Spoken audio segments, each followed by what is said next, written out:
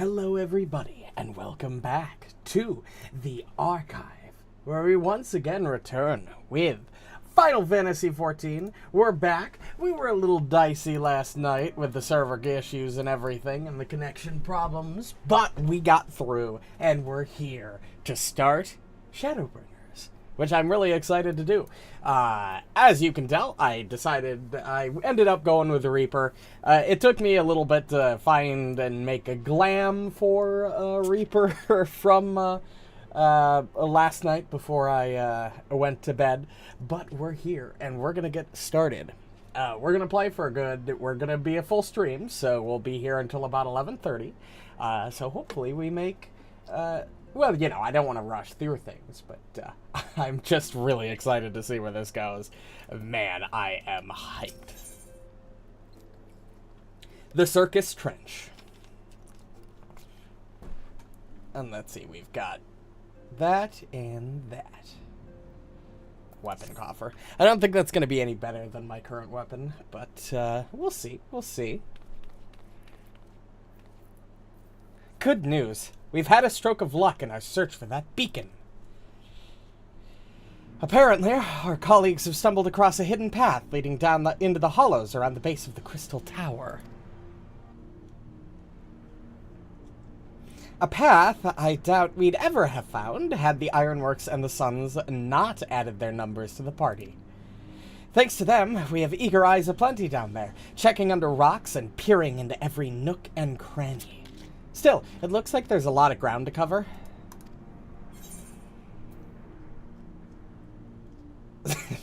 Sounds like tedious work, but not as tedious as waiting around, I suppose. Exactly. So, I was thinking we should go ahead and lend a hand. The sooner we find this beacon, the sooner you can travel to wherever it is this mysterious voice is coming from. Yes, I see you, R-Wing. You and your emotes.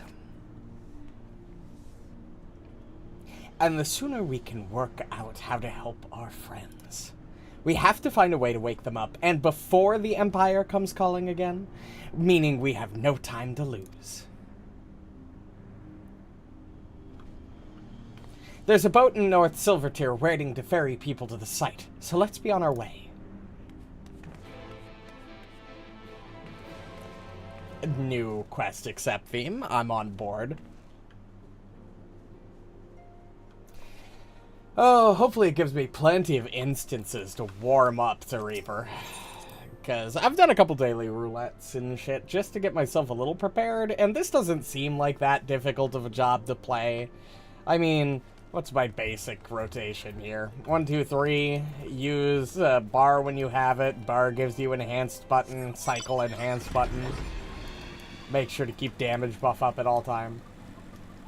Nothing too horrible. Also, I don't need that on my hotbar.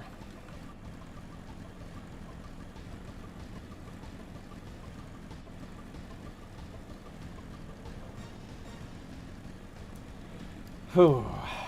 Alright. Hello, St. Poinac Ferryman.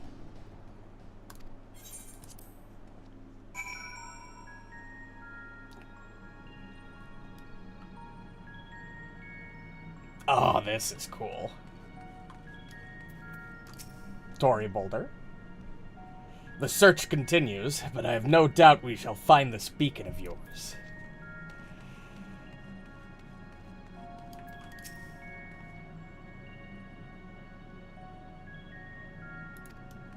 Aw, everybody's pulling out all the stops to hell.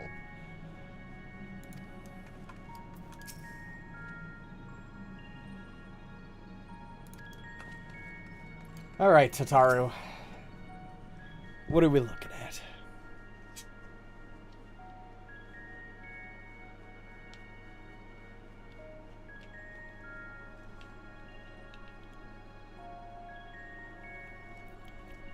Taking its sweet-ass time to load. There we go. UI cut out. That's a good sign.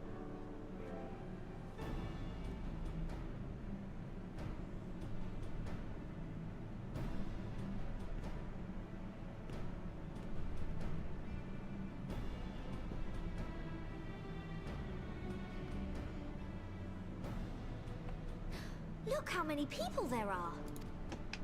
I mean, there's like less than a dozen, so it's not that impressive. We'll make ourselves a pile. But it is nice to see a bunch of people helping out. If it isn't the hero of the hour, maybe you'll change our look. We've found bugger all without you. Biggs, Wedge.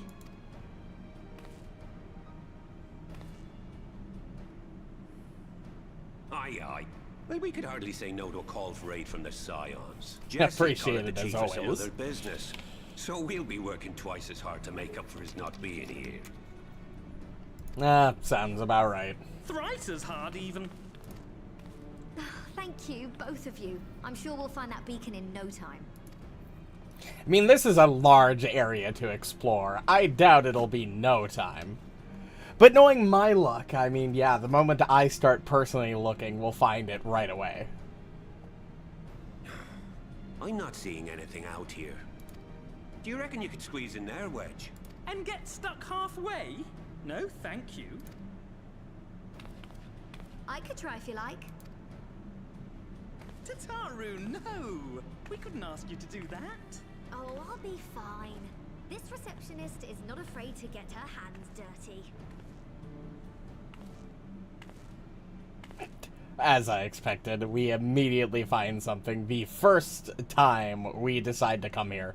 Could have saved us probably months of waiting had we just come down here ourselves. Sorry, I meant to say, the scholars haven't finished their preliminary assessment of the site yet, so we're not supposed to venture too far in. You say that, yet there's a symbol with with the ironworks on it. There's something here. Now that looks promising. Isn't that the ironworks symbol? Counterfeiters? Now I have you. No, that's the beacon. What's happening?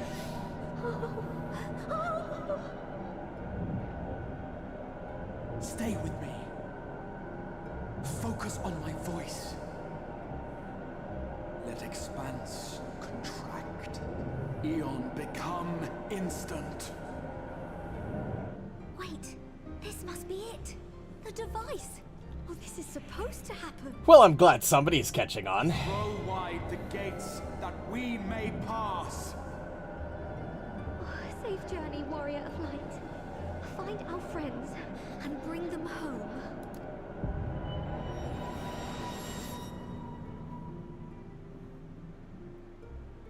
Jumping right into it, huh? Let's see where we end up.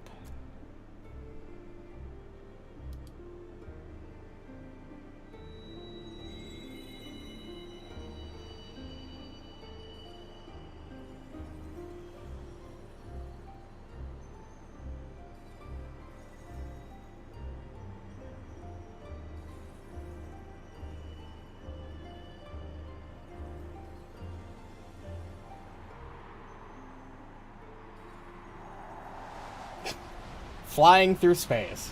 You know, it's weird this that, you know, it's interesting that this has happened twice now, technically. Oh, do not look at me so. It's hard to say if I'm ready or not, but I'm excited, I will say that.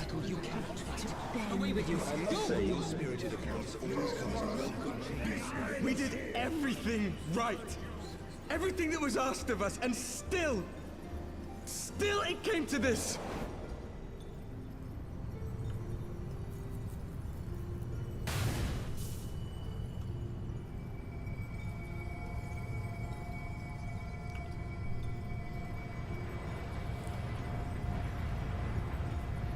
It's kind of hard to interpret exactly what's happening here. Okay, hello. Your time has not yet come. Oracle of Light, same difference.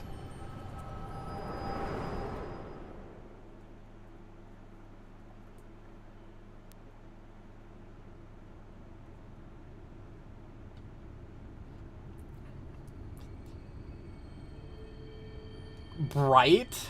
Wow. Okay, can we turn down the contrast a tad?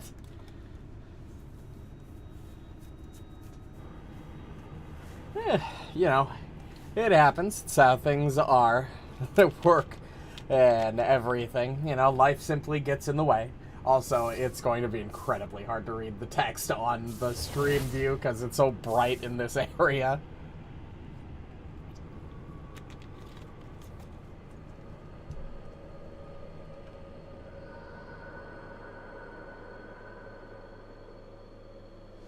Nah, okay.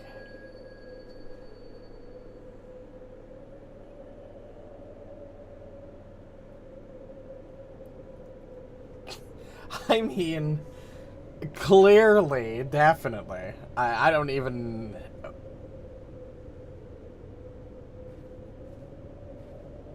Cool purple grass.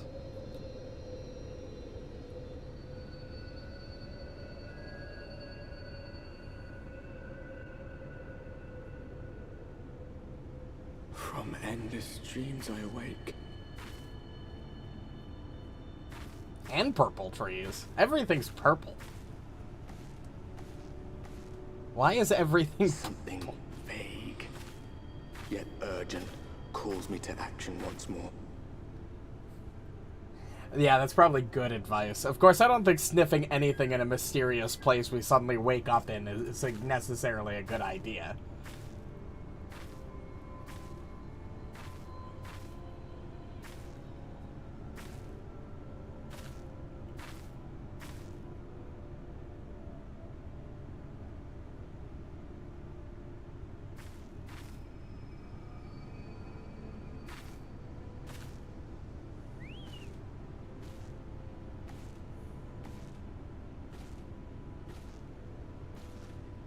Oh my god.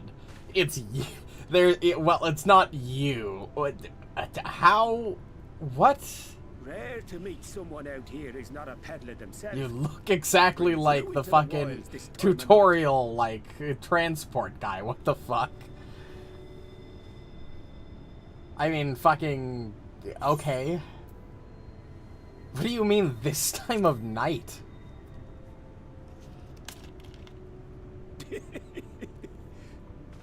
Well, if it ain't the oldest joke in the book.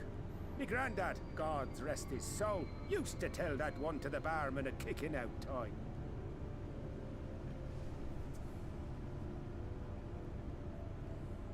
And when, pray tell, did we last have a dark night? You rotten old drunk, you, he'd reply.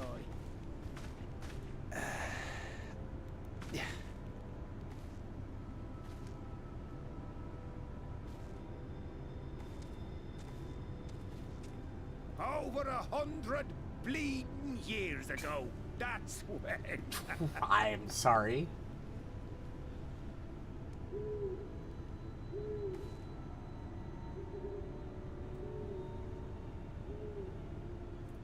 Totally not. You got that look down to a T. I'd almost think you meant it. Ah, got to you, did they? Poor beggar. That explains it then. I'm sorry? Got to who? What? Sorry, I don't drink. Last time I got offered a drink, it didn't end well. Well, I've roads to travel and wares to sell. But you best hurry along to the town nearby. Just head east through the trees and aim for the Shining Tower. You'll find the place soon enough. 'Tis the biggest settlement for malms around. Alright. I suppose. Don't really have much of a choice. They'll take good care of you in the Crystarium.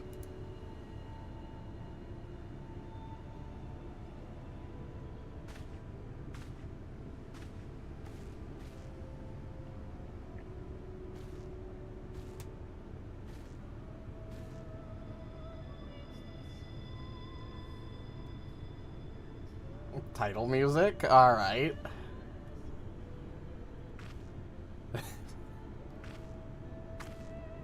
Yeah, I decided to leave. I decided to just stick with DPS to make things a bit easier. Its tip threatening to pierce the blinding canopy. And I heard Reaper was relatively easy to pick up and play. Between dark and light, the pure and the corrupt, the one true struggle.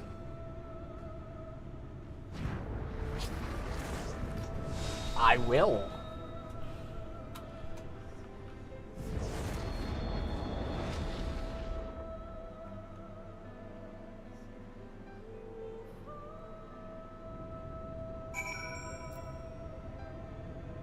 Oh, that's not ominous or anything.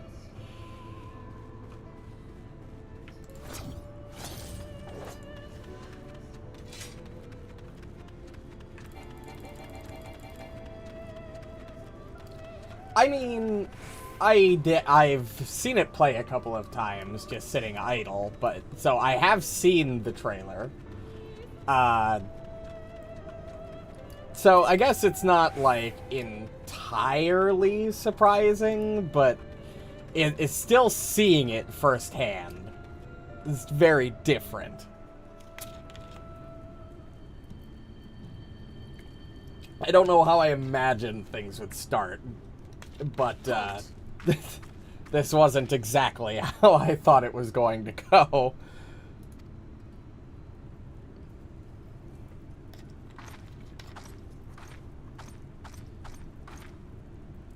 Every face in this city I know. Yours, I do not. This is the threshold of the Crystarium, stranger, and I am its gatekeeper. If you would enter, you will answer my questions. Okay, I suppose that's reasonable. From where do you hail? That's an easy, dude. I don't think any of those answers are not really going to make sense regardless, given what I believe to be the context of what's going on. Ul'dah would be the obvious answer. Do you take me for a fool? No such place exists. Had you given me an honest answer, I would not have barred your way. We care little here for a person's place of origin. But instead, you chose concealment. And I will not suffer you to pass.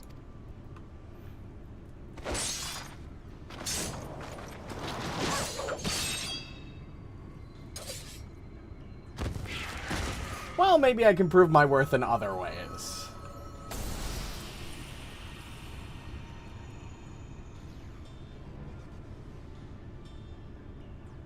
That one had eaten. It must have gulped down the whole hand. Ring and all. Oh. Oh. Oh, that's unfortunate.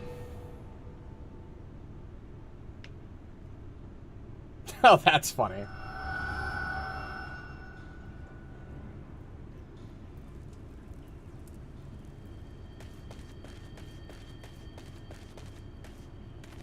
Everything all right, Captain?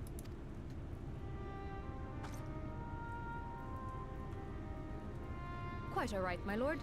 Just a stray sin eater, and a weak one at that. You're a little... What's the best way to put it? You've got a little something,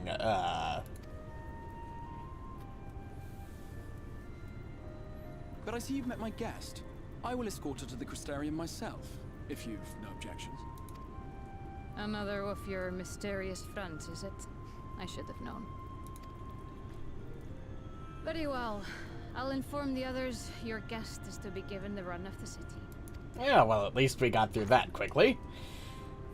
No more suspicions, I hope. My less than cordial welcome. May the rest of your stay with us be a pleasant one.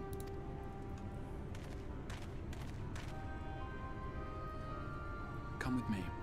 I will answer whatever questions you have when we are somewhere more private.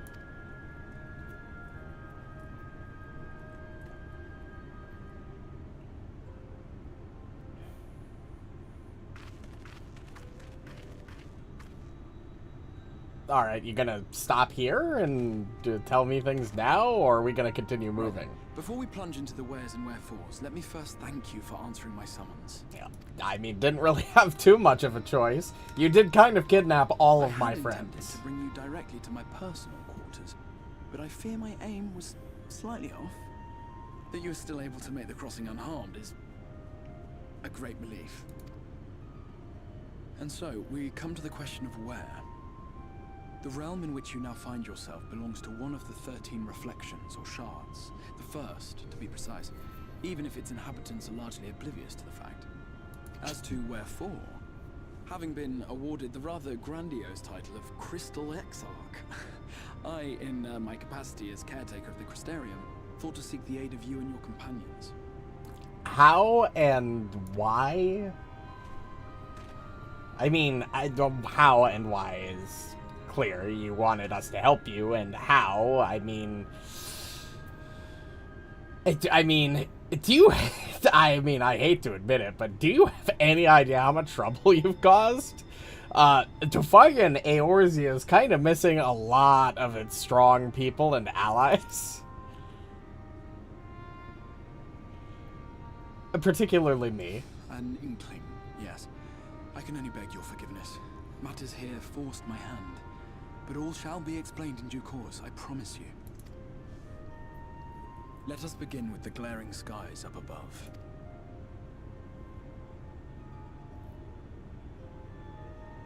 Here in the first, the world has been all but consumed by primordial light. It began a century literally. ago, by this realm's reckoning. A luminous flood swallowing everything in its path. More than 9/10 of this star was lost. Whoa, okay. And Damn. the fortunate few who survived are hounded by abominations born of that catastrophe even now.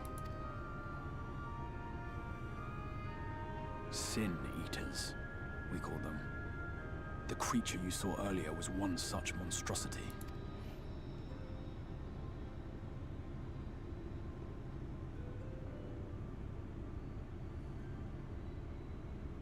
It was to save the first from this menace that I learned to bridge the rift between worlds. That I might call upon the aid of the greatest of heroes. That's In great. depriving a world of its champion, I had to try. For in saving the first, you would bring salvation to the source as well. Okay, that sounds convenient and logical, but still.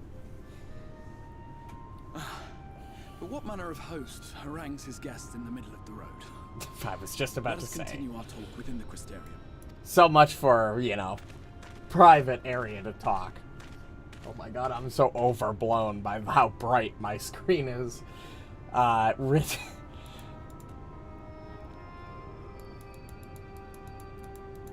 The OLED screen really exacerbates the fucking brightness. It's just glaring, like glaringly bright. I might actually have to turn down the brightness. It is kind of funny looking, to being completely washed out. I guess it's thematic enough.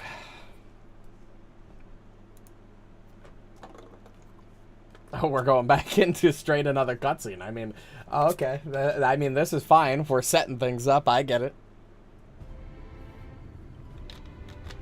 Okay, it did not look that far away from when we were over there.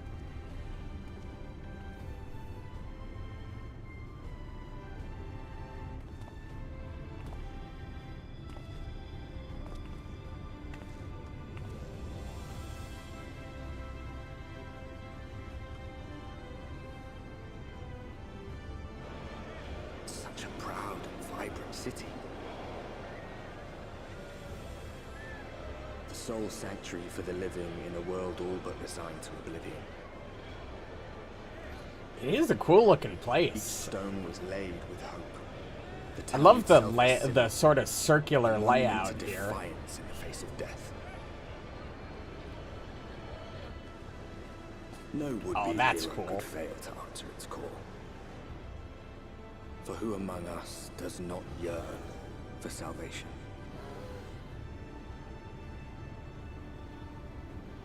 Oh, that's all really cool.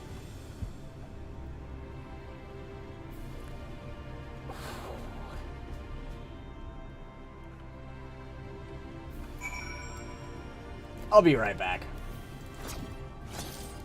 I want to attune to this first. I might as well attune to all the Aethernet shards while I'm here. Oh, never mind. Can't do that yet.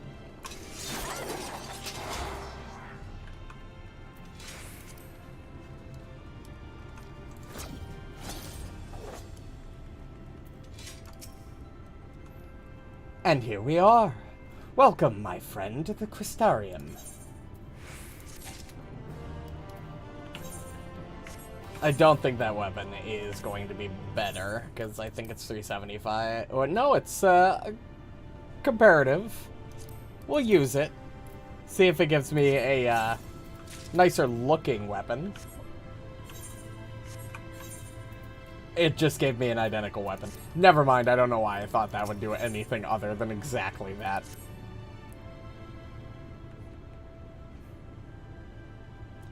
Now, a full and frank discussion in the privacy of my study would seem to be in order. But I think our conversation would be more meaningful were you to gain a firmer grasp of the situation here.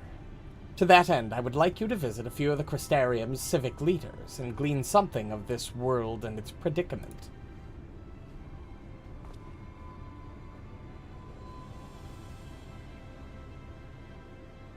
As you can see, this path will take you directly to the Aetherite, a convenience with which I am sure you are only too familiar. Being the rightful object of my summoning spell, you should in theory be able to reach all the way back along your etheric trail and find a connection in the source, believe it or not. I strongly suggest you complete this attunement before venturing any further. After you have done so, walk up the steps next to the Aetherite and head out to the left in order to arrive in the Crystal Mean. This is where you'll find a collective of crafters and gatherers, as well as their spokeswoman, Catalyst, one of the people I should like you to meet. I mean, that's fair. I mean, there's only so many designs you can do for a scythe.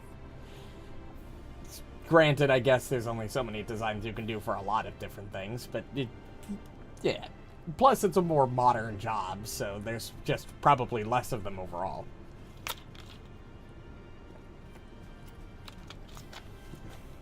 That's also fair.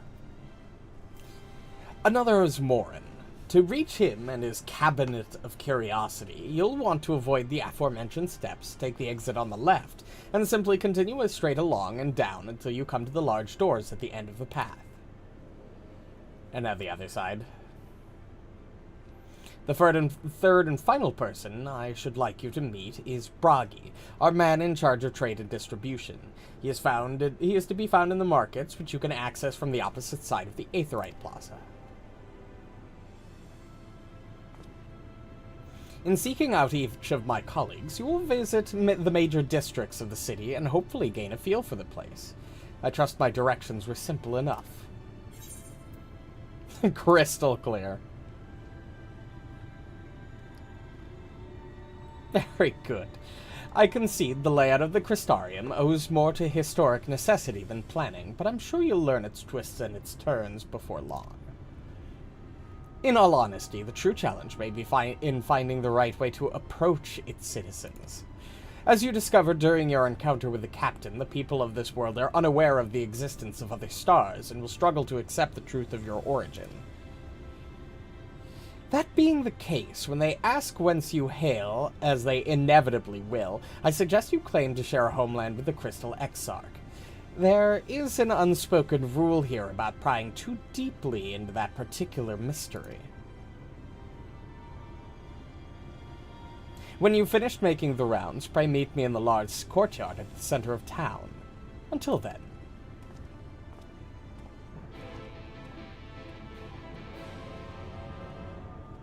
Okay, let's go chat up the locals. Yep, he gave us the conversation cheat code.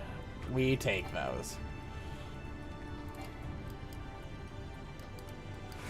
I see why I couldn't attune to you before, because it was part of this quest. Makes sense. If I were to die somehow, I would warp all the way back to Ul'dah, and I don't know if there would be theoretically any way to technically get me back.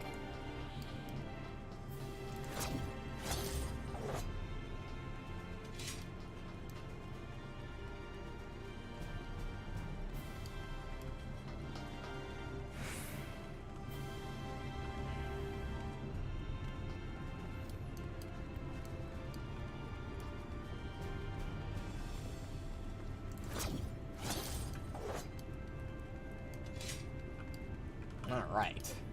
Let's grab all of these first.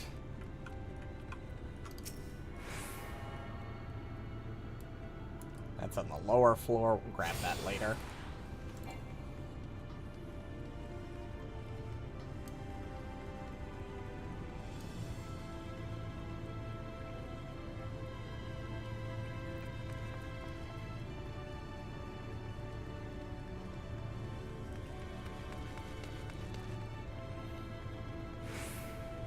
This place is so cool looking. Honestly, probably the most unique venue we've seen in the game up to this point. Between the purple trees and the, you know, giant crystal. I'm loving the vibe.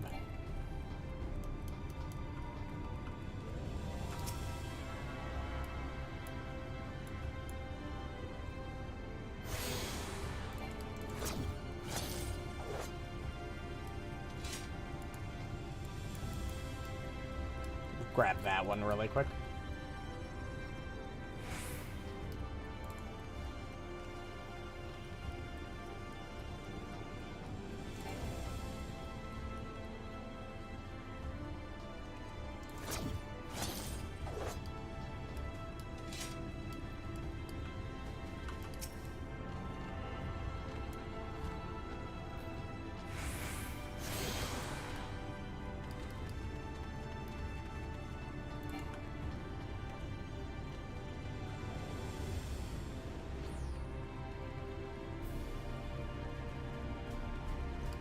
Oh yeah, that is kind of true. I didn't even put that together. That's actually a good point, though. I mean, we are kind of starting a whole ass new journey in an entirely different setting, technically, so it makes sense to parallel.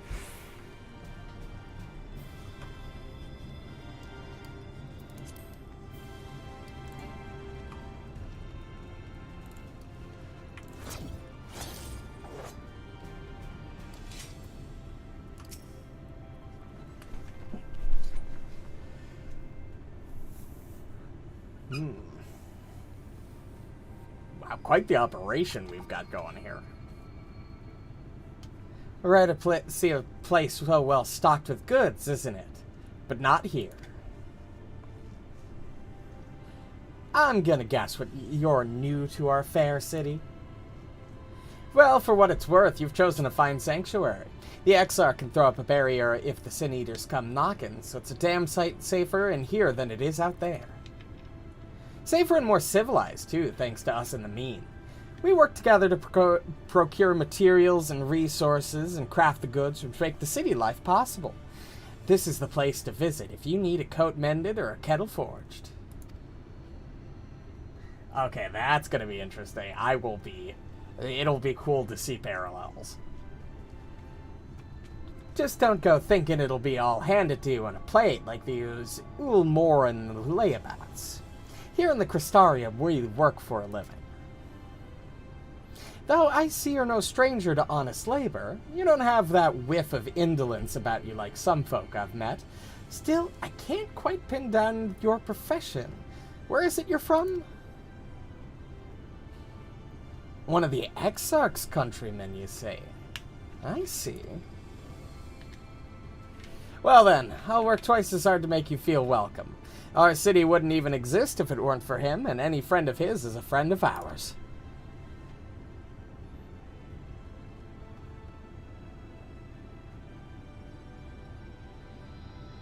You know, I can't help but notice an immediate parallel of the giant crystalline tower structure. I mean, we did, although that would make sense, we did kind of teleport in to this place near the Crystal Tower. That's also good to know. It's really quite incredible when you think about it. They say his grand magic summoned the Crystal Tower into existence, pulled the entire thing out of mid-thin air.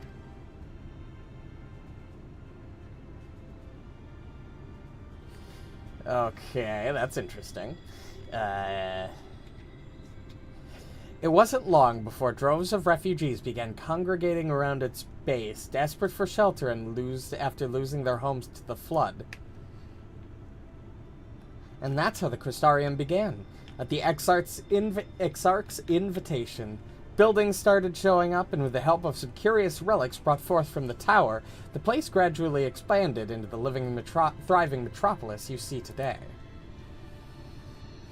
The city stood here for decades now, yet the eldest among us swear the Exarch looks exactly the same as he did back then.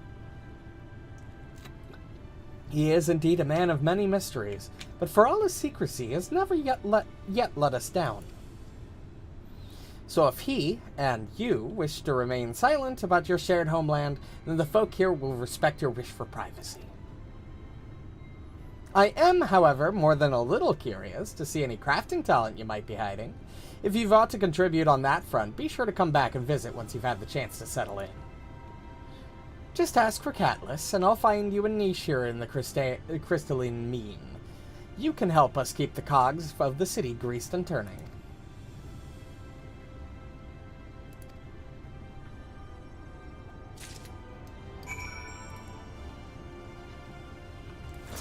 So the Crystal Tower of this world just kind of poofed into existence, huh?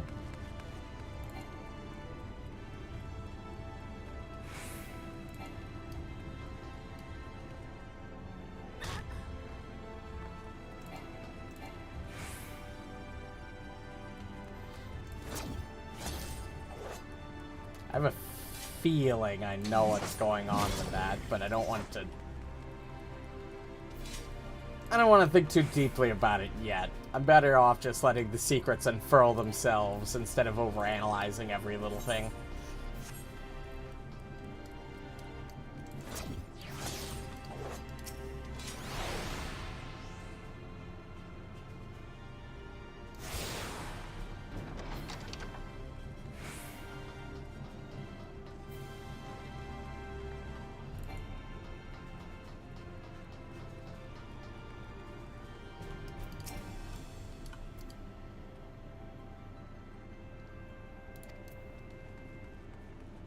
Unlock role quests. Oh, okay. So they tied role quests directly into... they essentially tied class quests directly to plot progression. I guess that makes sense.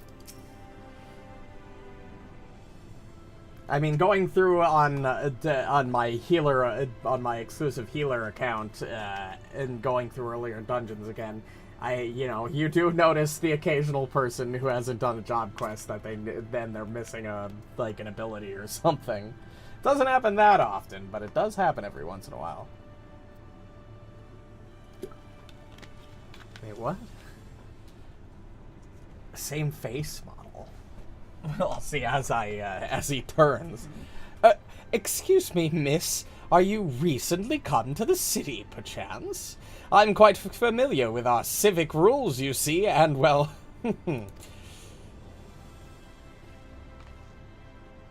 Oh my god, he does. You're right.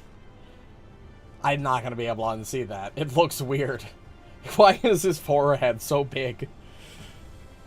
What I mean to ask is, have you brought any books with you? A rumpled scroll, even? A scrap of scribbled on parchment? My apologies. Literature is something of an obsession of mine, as well as a profession. Librarian Morin at your service, and this humble collection is known as the Cabinet of Curiosity.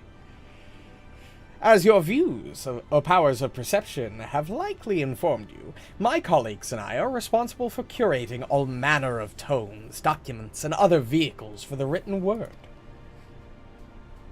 As horrific as the loss of life and land wrought by the flood unquestionably was, the damage to recorded knowledge was no less catastrophic. We few do all we can to preserve what knowledge survived, or what wisdom survived. But tell me, what brings you to the cabinet today? Looking for any title in particular? Maybe a spot of academic research?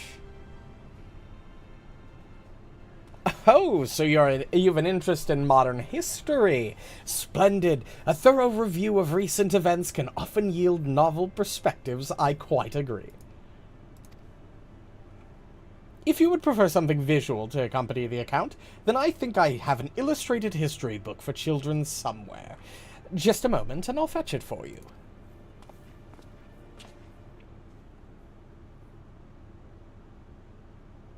No, we're gonna get story time? Alright. And here we are. Would you like to pull up a chair? Make yourself more comfortable? On with the lesson, then.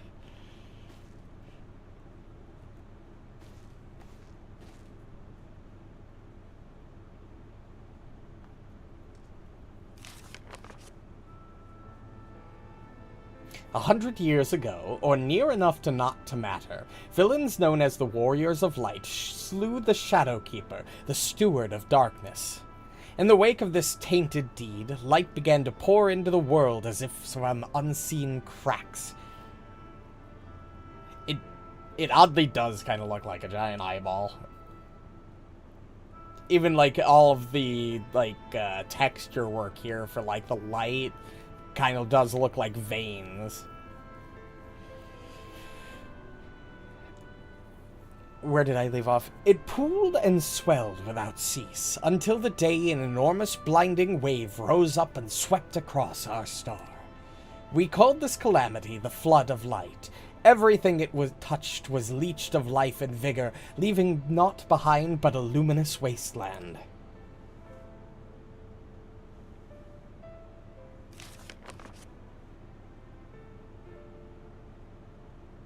Yet just when it seemed that all would be lost, a savior appeared before us. The Oracle of Light. She stood twixt us and an approaching doom, and by her power did she stay the flood. Thus was Norvant, and Norvant alone, spared the fate of erasure.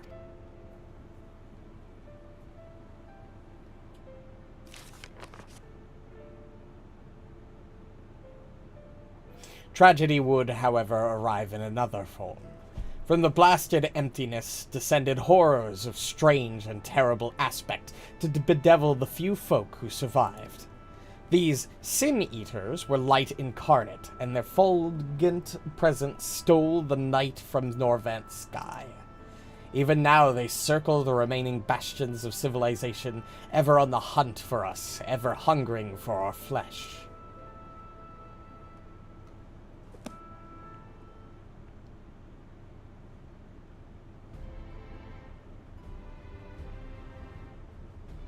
And thus did the world become what it is. Should you ever wish to hear the tale again, I would be glad to retell it for you. Or if you would rather I speak of other matters, that too would be my pleasure. I should be glad the company. Okay, so clearly you need... Okay, so that's interesting.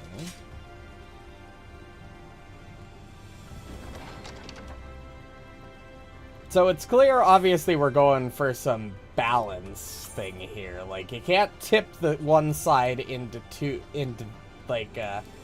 far, or else bad things happen, clearly.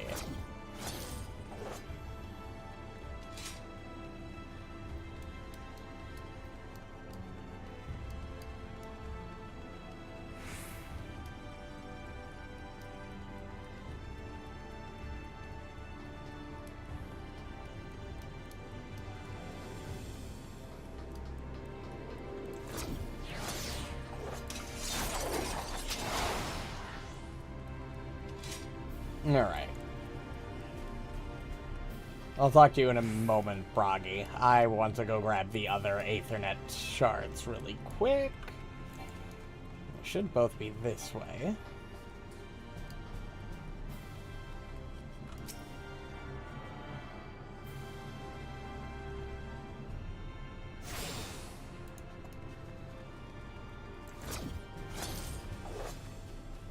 Okay.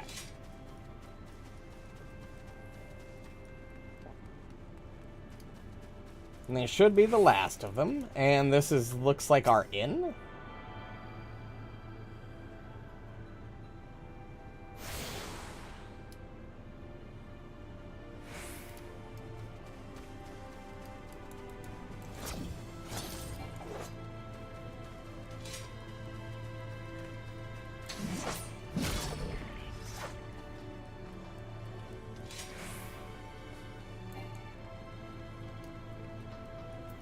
Alright, Broggy.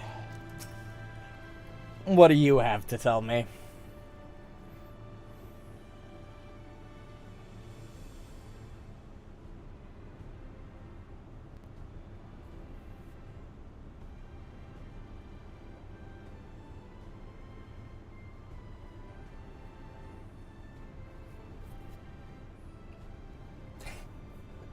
That's crazy to think about. That's that's interesting. Seems a little late, but I guess Hrothgar weren't a... Were they on release? I assume they're an expansion race. So I guess that kind of makes sense. New to the city, friend. The spinning head and wide eyes give you away. Welcome. My name is Broggy, and I'm the master of these markets. They gave the district another official title, but I'm not in the habit of using it. Too florid by half. Oh, neat. Although that makes sense, because they kind of alluded to Viera in the previous expansion with the Alliance Raid series and Fran, so I guess that makes sense.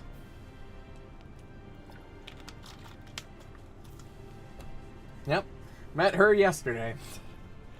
That was, still cannot believe I had to wait fucking 50 minutes for that queue, but it worked out. In any case, our merchants stock a range of equipment for drawn such as yourself, so finding something in your size shouldn't be a problem. I'm sorry, did you say drawn? I guess they would logically be called, Did I show Hull properly? I did, yes. I showed all of Omega. That was fun, too.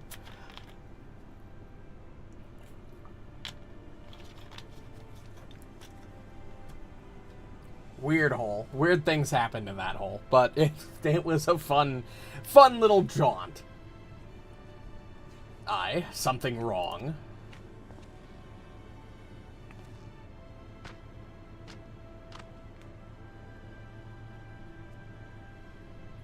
Let's see if we can straighten this out. See those two in front of us? The shorter one is a Hume. The taller one is an elf. That sturdy individual over there is a Galgant. Whilst the one with horns is a drawn, like you. And then you have this large, scaly chap with long tails and a knack for raising livestock. Those would be the Zoom.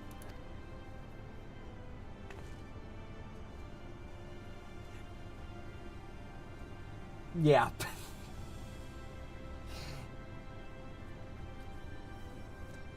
At least I think I know what you're talking about with that specifically.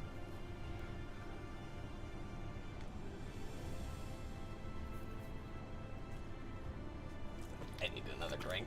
My throat's really dry all of a sudden. Probably all the talking and shit over the last 2 days. I'm not used to it as much as I used to be. Which is apparently not the name you know them by. Now I'm curious to know which far-flung region you hail from.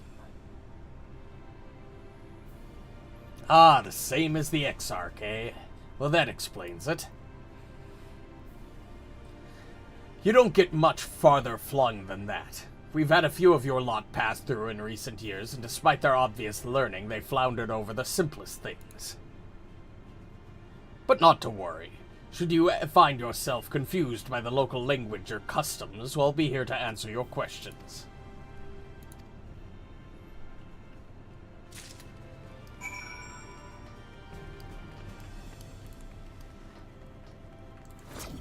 It kind of makes sense that everything would go by different names on a different world, because history would be very different, even if there are similarities.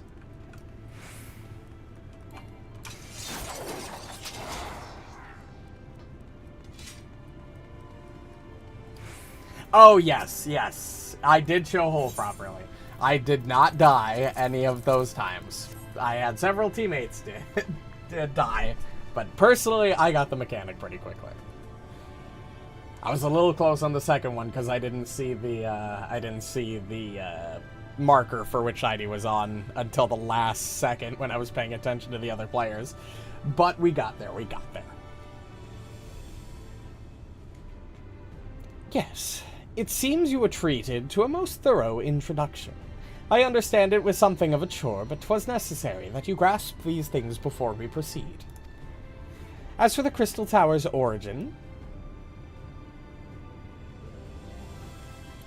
Well, I mean, it's darker out. It's not exactly nighttime, but, you know, at least there's shade.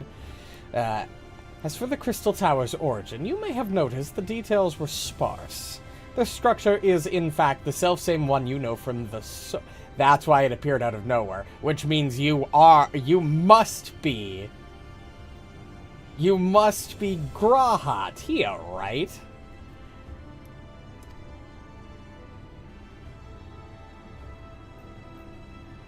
Oh, yeah, probably.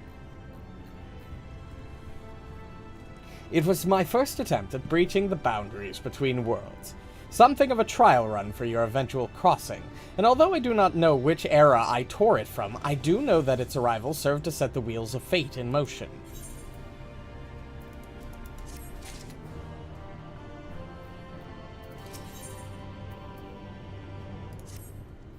You've done as I requested and learned something of the world in which you find yourself. Now it's time I fulfilled my half of the bargain and explained what has befallen your comrades. That is a conversation I would rather have in the privacy of my quarters, however.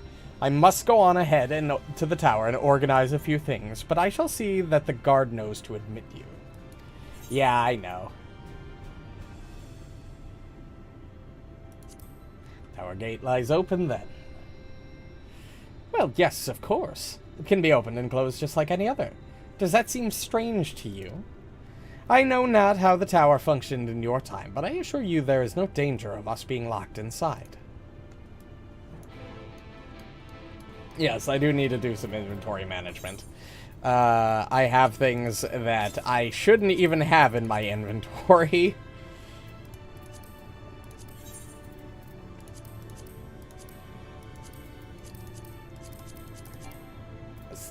Okay, I already have those.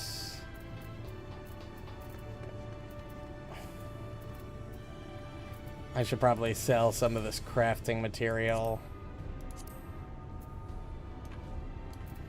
Is there a retainer vocate here? Yes, there is.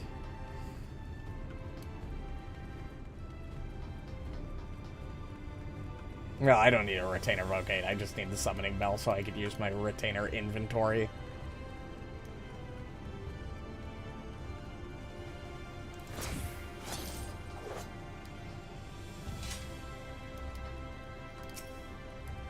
Fuck. Alright.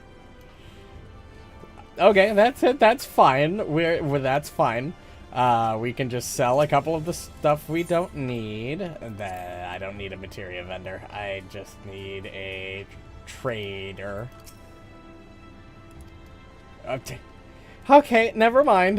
We're not gonna use the shops quite yet. That's... I even have Olagon silver pieces I need to fucking sell. Alright, that's fine. That should be enough inventory space for the time being.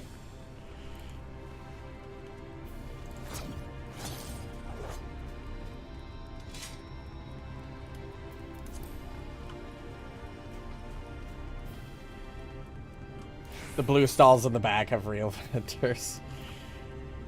Oh. I see.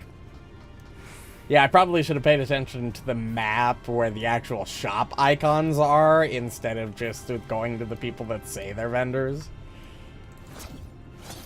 That would have probably been the smarter thing to do.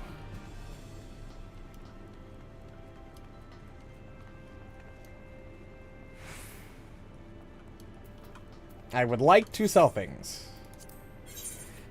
Thank you. We will sell... I don't need all of my potions. You can take those.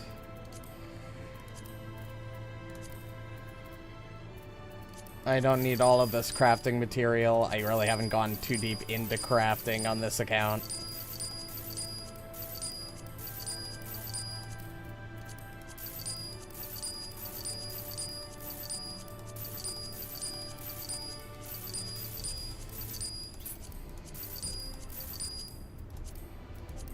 Good enough.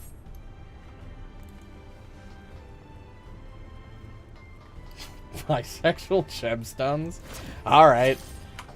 Fair enough. I'm sure I'll figure out what the fuck that's supposed to mean.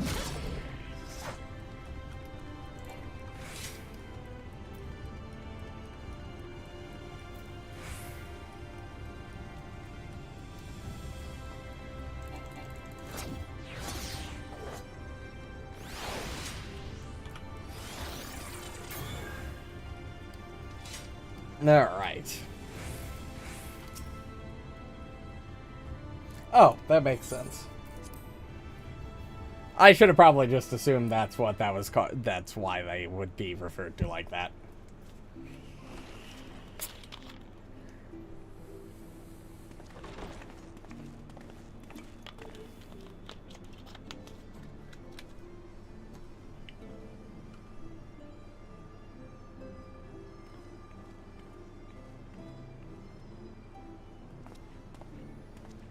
Welcome to the Ocular, my private study. We can speak here without fear of being overheard. I have much to explain, but the truths which I must touch upon in doing so would cause only distress and confusion to the people of this world. Pray keep that in mind. Okay, so don't go around spilling your secrets. Fair enough. Now, I am sure you are desperate to know the fate of your fellow scions. Yeah, kinda. To put it simply, they are here in the first. That makes sense, yeah. That's a given. Their arrival, however, was not as recent as you may imagine. Here, time flows at a different pace from that of the source. Okay, an explanation for why I can be here for a long time and not necessarily have too much impact on our world. Okay, that's fair enough. In the space of a single hour in your home world, an entire year might pass in the first, and the reverse could also be true. The pace fluctuates without rhyme or reason, and it cannot be predicted. Oh, so it could be very good or very bad. That said, we seem to be entering a period of near equivalence, and thus, for the moment, you need not overly concern yourself with the passage of time. How convenient. As for your companions, however, Yustola and Urianger have dwelled here for 3 winters, all told, while Thancred's count stands at 5. Holy shit, Thancred's been here for 5 years? Even our more recent arrivals, Alphino and Alize, have lived in the first for almost a year. Damn. They were waiting on me for a while. My intention had been to summon only you, but the art of reaching across worlds has proven exceedingly difficult to master. Thus it was that my fumbling hand closed upon those to whom your fate is most closely bound as well. As they were not the object of my summons, their transference was incomplete. Though they may appear to possess corporeal bodies, they are, in truth, merely spirits that one can see and touch. Consequently, while you yourself will be able to pass between worlds with relative freedom, they will not. Much as it grieves me, they are stranded here, unable to return. Oh, that's not very good.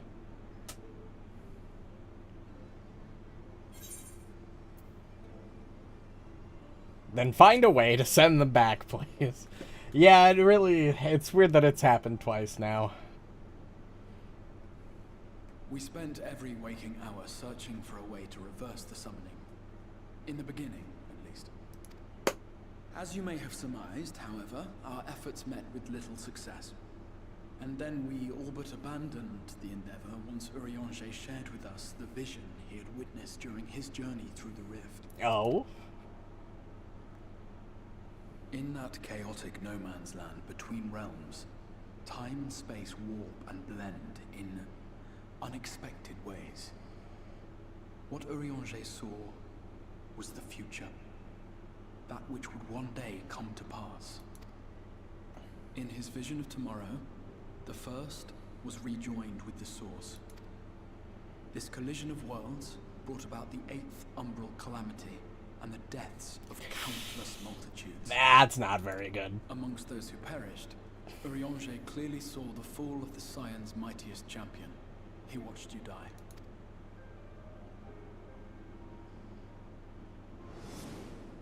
And thus did the Scions embrace their exile, and began searching this world for a means to forestall the coming catastrophe in yours. Their souls are stranded in the first, yes, but they have fought on, desperate to save their home and you from destruction. You know how kind of them. It always seems like they're saving my ass. Finally established that the elimination of the Sin Eaters will indeed serve to prevent the calamity.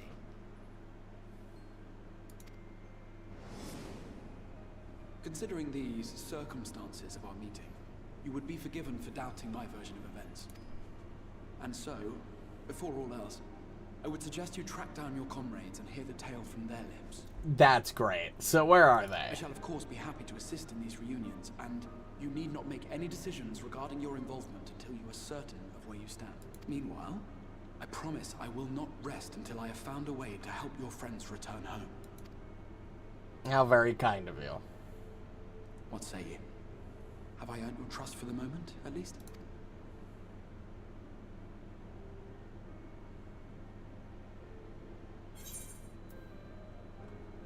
Aye, but I'll see you keep that promise.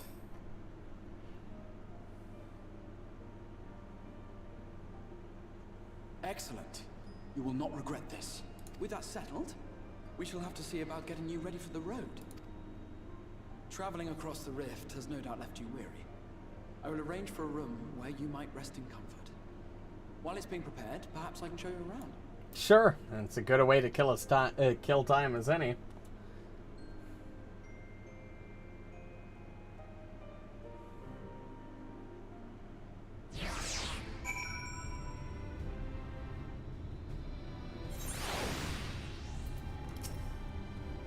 The Crystarium boasts a number of residential districts, but I have been informed that a room has just become available at the Pendants. Which, as it turns out, is perfect. Our path there will take us past the markets, and I was hoping to give you my own introduction to their wares. Come along.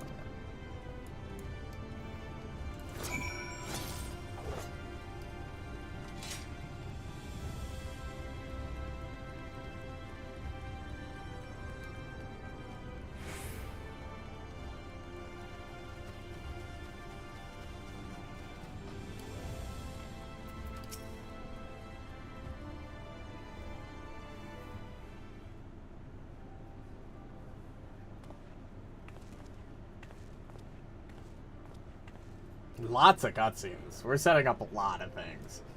Also, the animation budget is it's obviously higher. But every time we get cutscenes in a new expansion, it's clear that the budget gets bigger and bigger.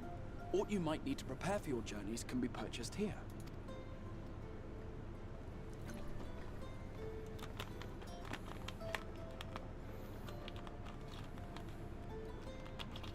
Ah, yes. You must be curious about the currency. Fear not. The gil you carry will serve you well enough. Oh, thank God. I don't know what I'd do if I wasn't a millionaire anymore. Each nation once minted its own coins, but 'twas all a jumbled mess following the flood. After much debate, the local merchants eventually elected to revert to the old ways, wherein a coin's value was decided by the worth of its metal. Good old gold standard, I see. As for a unit of measurement, we agreed upon the term gil.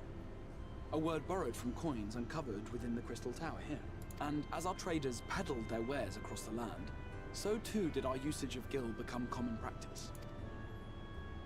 From what your stola tells me, a standard coin from the source equates to exactly 1 gil here, or near enough not to matter. I see, so there are really Our a way lot of of life has parallels. benefited greatly from the artifacts we recovered from the tower, some of which may be familiar to you. Hey, tombstones! Hello, phones.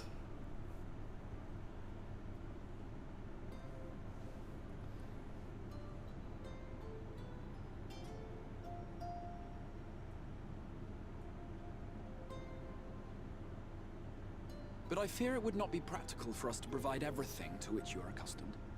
You shall need a means to access the commodities of your home world. That would be nice. A Van Kerm Sin? Yes, I'm here. Exactly. Of course I'm here. What amusements do you have for me today? Hello. My dear Feo Ul, paragon of pixie kind. For you, I have the most vital task. Huh. This fine lady is a friend from a distant realm. And we have need of a means to ferry things back and forth from her home. Might you be able to assist us in this matter?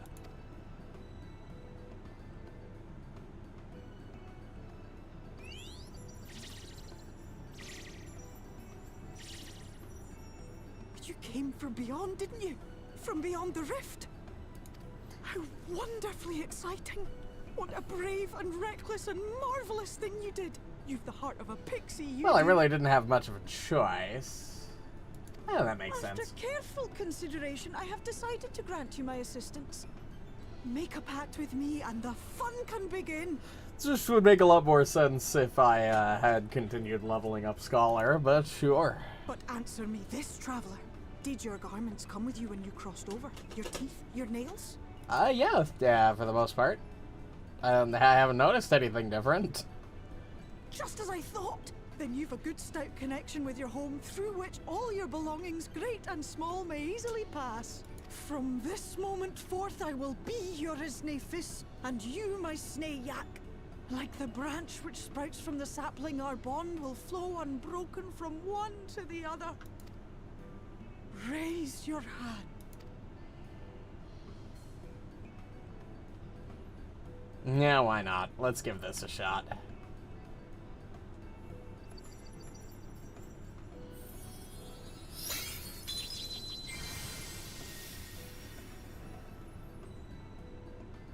Tis done. We are bound now, dearest sapling. Come then. Make your request. Tell me your desire. I wish to visit this world of yours. Mayhap her message to your friends in the source to inform them of your safe arrival. That's probably a smart idea. I did just probably vanish. Tataru was the one to see me vanish, so I'll send a message to her. I don't want to freak her the fuck out too much.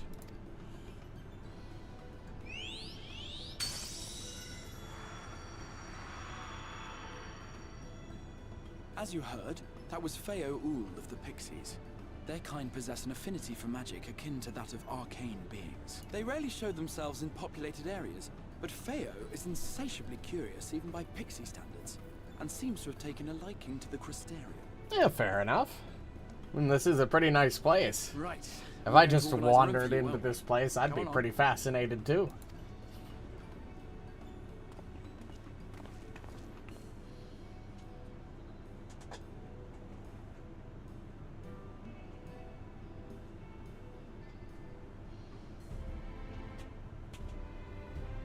You have now access to delivery moogles, market boards, and summoning bells. Ooh, there we go.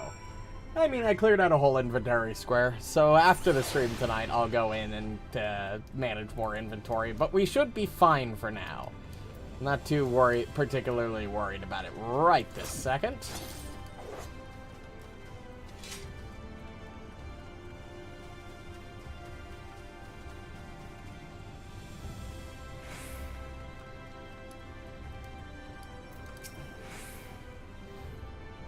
Ah, there you are. I was just finalizing the matter of your accommodation. You'll have a private room here at the Pendants for the duration of your stay, so make sure to make use of as you see fit. When you are ready to retire, the manager will show you to your lodgings.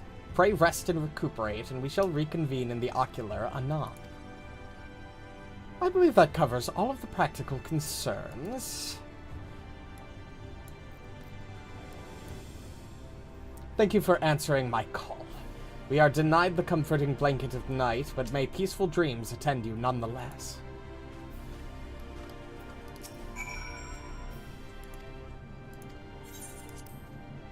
Yeah, we'll take a nap. Probably need it. I'm sure inter-reflection travel is probably exhausting.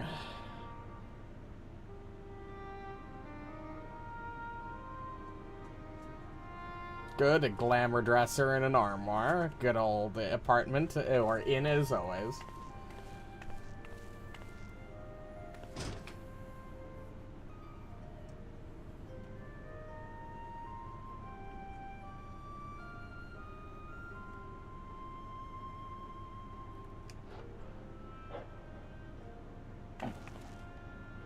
Hello.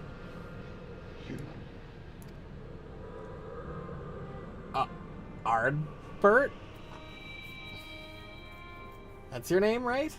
I know you. You're the warrior of light from the source.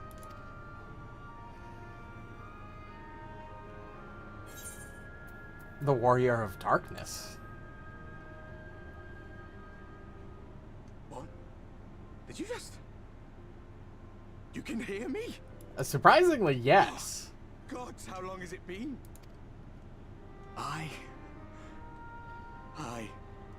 That was what I called myself in your world. The Warrior of Darkness. My real name is Ardbert. I used an alias in the source. A daft one, looking back. If you recall my tale, it was my comrades and I who caused the flood. It's not like you intended to. Probably. We thought our home doomed. And so we listened to the Ascians. Let them guide us to the source, and tried to hasten their goddamned ardor. I remember when we fell, defeated by you and yours. I remember our audience with Minfilia. How she listened to our pleas, and returned our souls to the first.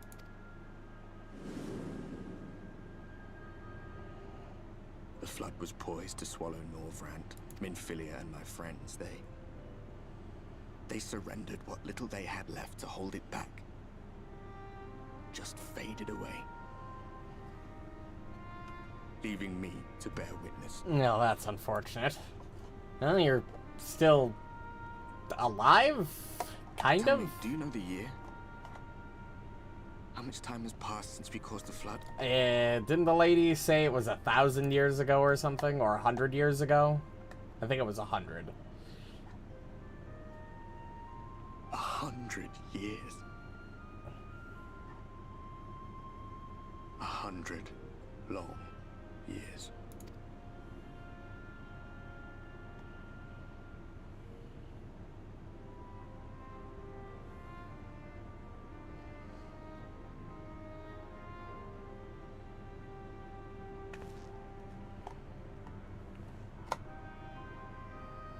My hands find no purchase. My gestures catch no eye, and my pleas, be they whispered or screamed, reach not a single ear. Hey, well, at least you got me now, right, buddy? I am ashamed. Right? Cursed to do naught but drift. Hey, at least, you know, so that's some positive, you know.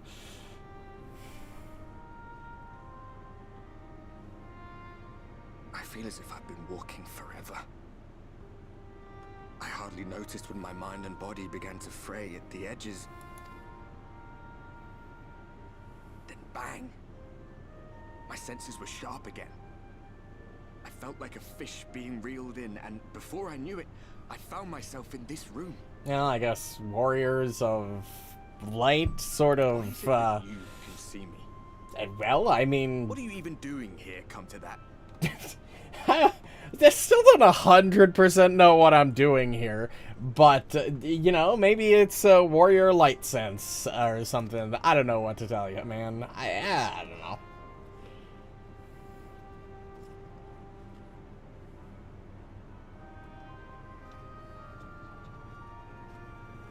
You were summoned to save the first. A waste of time. This world is beyond saving. Like those who try to save it. Muddled as my mind may be, I've not forgotten that. Nah, don't be so down in the dumps. I'm sure we can think of something.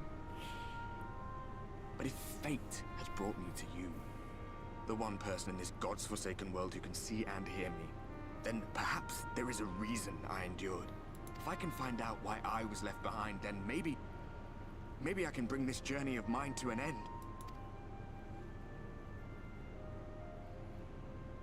Well, I'll be watching, Warrior of Light. I'll try not to disappoint. Be careful out there. This world has had its fill of heroes.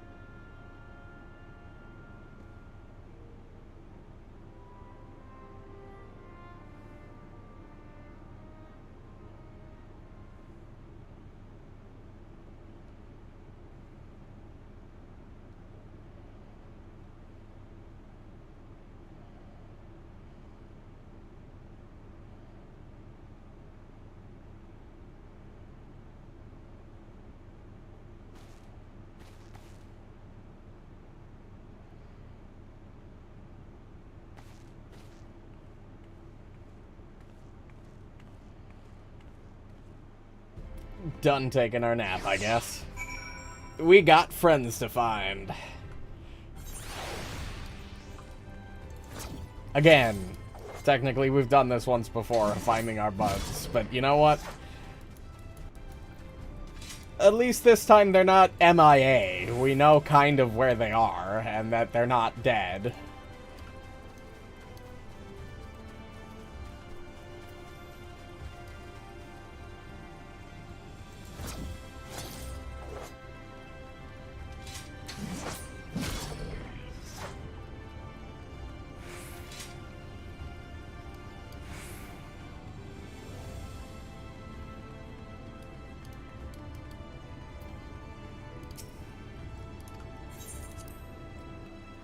Back to the ocular.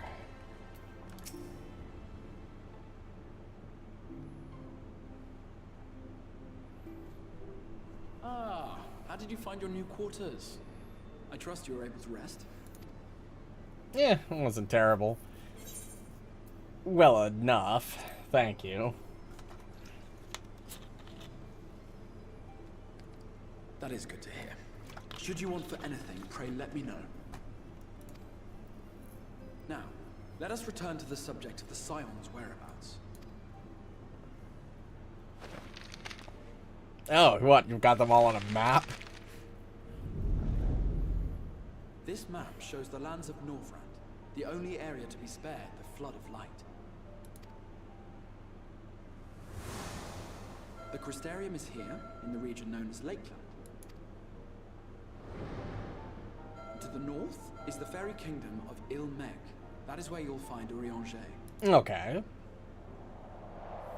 To the east lies the once prosperous civilization of Rak-Tika. Your Stola is stationed there, in the heart of the forest. Okay, so I'm gonna have to go a little bit of everywhere to find Alas, everybody. Neither location can be reached without considerable difficulty. As such, I would suggest you first seek out one of the twins, each of whom is stationed but a short flight from the Crystarium. Alphino is on Calusia, an island off the western shore. It is home to a city called Yulmore, where the rich and privileged while away their days in idleness. For his part in furthering our cause, Alphino journeyed there to meet with the citizenry and forge alliances. From what I hear, he has since kept himself busy gathering information around the main settlement. Yeah, that sounds like Alphino. I'm sure he's doing a bang-up job. Alize, meanwhile, traveled south to the arid wastes of Armorang. They lie upon the very edge of the inhabitable world, where the flood of light was halted. Those who dwell there live in constant fear of attack by the Sin Eaters. In contrast to her brother, Alize felt that her energies would better be spent learning about the enemy. And that sounds like Thus, Alize. She sells her services as a guard, both to hone her skills and gather information on our foe. Be cool if you gave me a choice of who to look for first. Obviously not those two, but for the two twins. Will it be Calicia or Armorang? It matters not which you choose to visit first. Simply inform me once you've made your... Oh my god, is it actually going to give me a choice of where to go first? Ah, but you must be wondering about Thancred. He has taken up with a new companion, and is presently engaged as a wandering hunter of sin-eaters. Being ever on the move, his whereabouts are often difficult to ascertain, but I am certain your paths will cross ere long.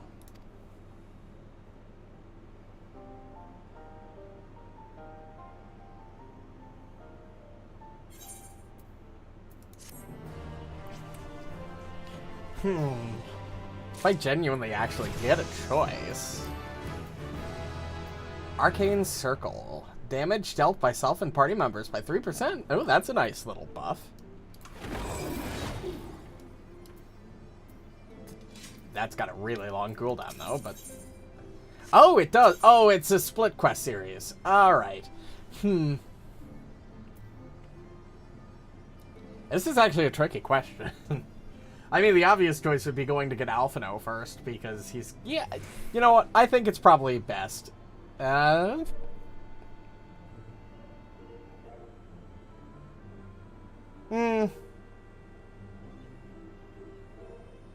Actually, I think I'm going to go with Alice, because she's probably in more immediate, in a more dangerous immediate situation. I'm sure Alphino can take care of himself if he's just being a diplomat in some lazy fucking civilization down there.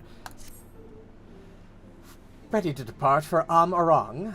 Alice will be overjoyed to see you safe. I know she was particularly concerned for your well-being.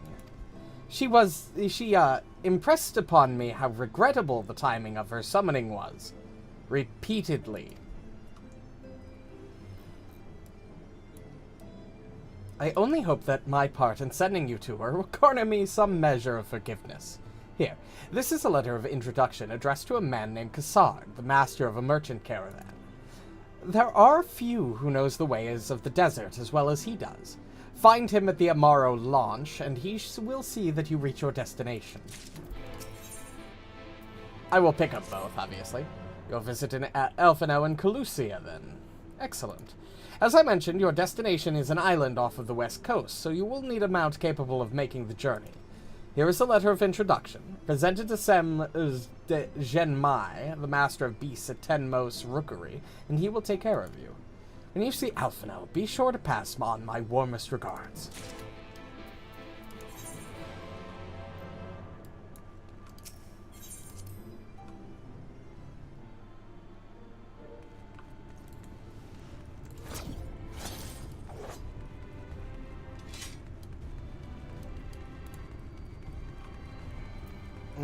The Amaro launch.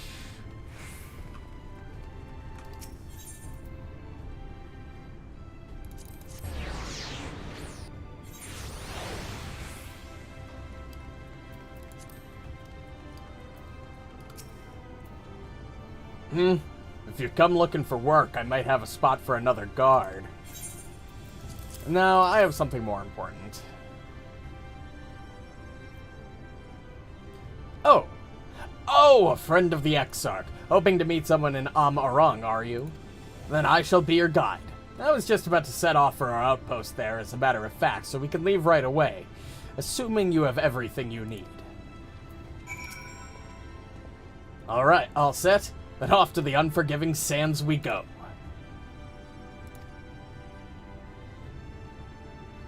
Yep, Aether Compass, as per usual.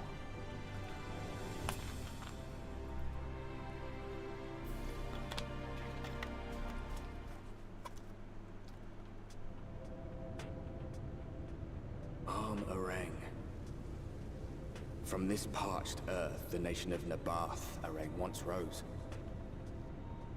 When I journeyed here, long ago, I spoke with a sun-weathered elder. He told me Arang meant majestic land in the language of his people.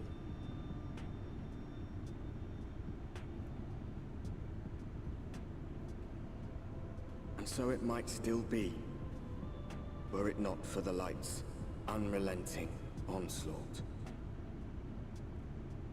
Amarang. One of the two. I think it was pronounced in that cutscene, and I just wasn't paying enough attention. Oh, No matter how many times I come here, the heat never fails to catch me off guard. Don't be surprised when the temperature drops at night, though. The sky is still bright, of course, but it gets brisk enough to make you shiver. Now, the Exarch's letter said I was to take you to the inn at Journey's Head, which is where this Alice friend of yours is staying. But that's a fair old distance. So I propose we make a stop at Mord Sook to break up the trek, allowing me to attend to some business and you to enjoy the local hospitality. Sound good? Good. Alright, you lot. I'm off, and I'd better not see the goods covered in sand when I get back.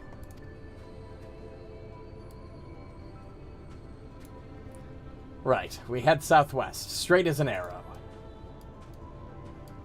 Ah, rang like a doorbell. I'm a rang.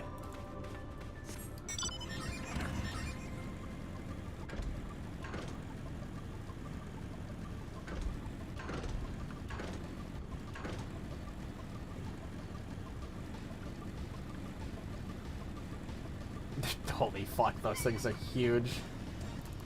Alright, you would be decent combat practice.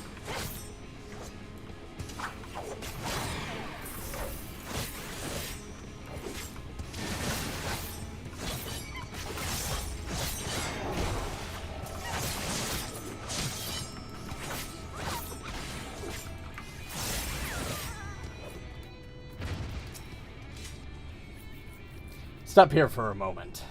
This is your first visit to Amarang, is it not? Before you cross the river of sand, you need to turn around and feast your eyes on that.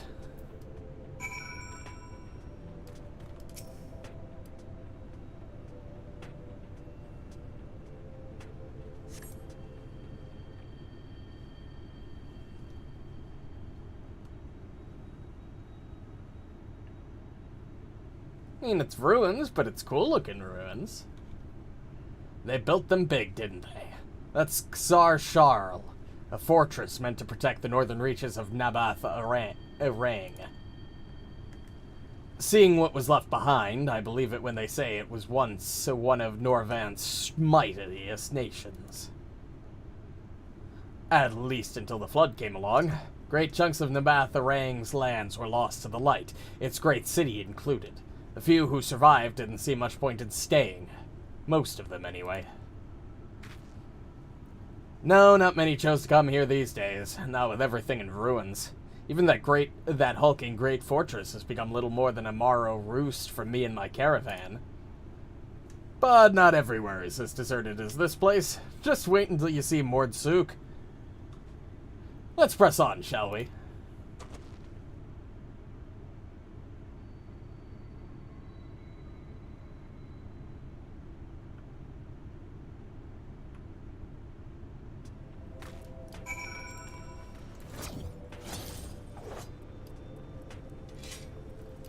The background music in the zone is really sort of ominous and like weirdly atmospheric.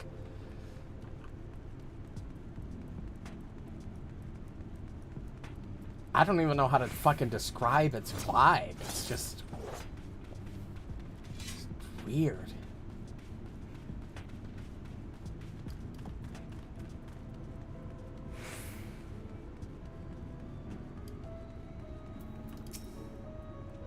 Here we are, Mord Sook. By the blessed shadow, I love this town. Mord Sook. Not just full of Mord, but Humes and all manner of others, too. It has been a long refuge of folk displaced by the flood, so the population is nothing if not diverse. Oh, have you met a Mord before? They might look shifty little blighters, but a more welcoming lot you could ever wish to meet. Speaking of which, we should pay our respects to Master Gengen. I'll go ahead and let him know that we've arrived. Oh. Kobolds. Okay, they're probably not called kobolds, but, you know, kobolds.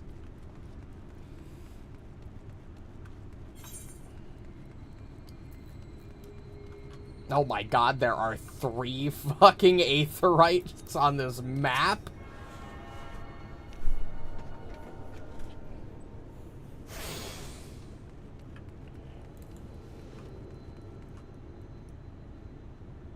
God, the background noise is so ominous.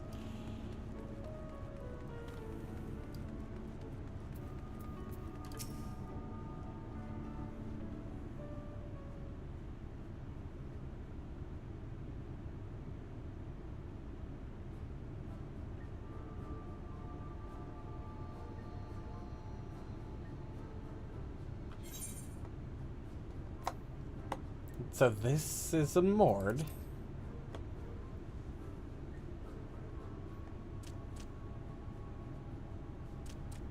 Master Gengen, this is the friend of the Exarch I was telling you about. Very good, very good. Though friend or no, all are welcome in Mord's. Souk is Mordish for city. As things stand, this souk boasts the largest and busiest marketplace in all Armorang. You'll find ore from the mines here, of course, but all manner of other things too. Many of them rare. As I told you before, not many visit Armorang by choice, but Mord Souk's a different story. Merchants come from realms around to purchase the relics the Mord dig up. Yeah, sounds about right. Aye, that they do. For Mords do not dismiss the spoils of the earth. We clean them and polish them and reveal to the world their true value. That is why they come here, come from far away, come with much money. And so our souk is always busy, busy, busy. No such thing as a thing no one needs. You say that every time, Master Gengen. Some sort of family motto, wasn't it? Or perhaps a Mord philosophy, for which we should all be very grateful.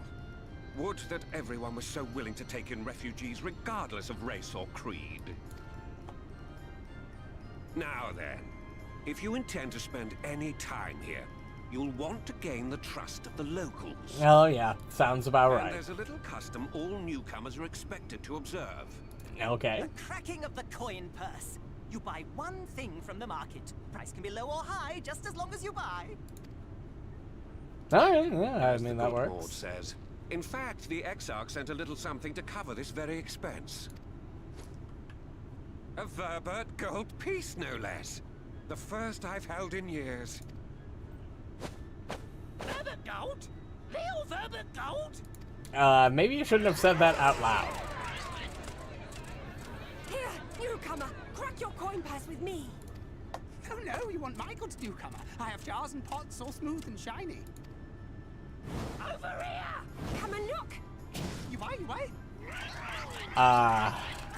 I'm flattered, really. Any weaponsmiths? Enough of that! Calm, I say! This one must still journey through the barrens. Nothing bulky, nothing heavy, no pots.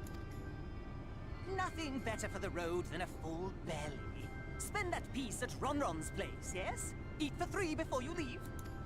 Yeah, it makes sense. Get some food. Don't want to starve to death or anything. Besides, once this gold piece is in circulation, I'm sure White'll make its hands to one of you at some point.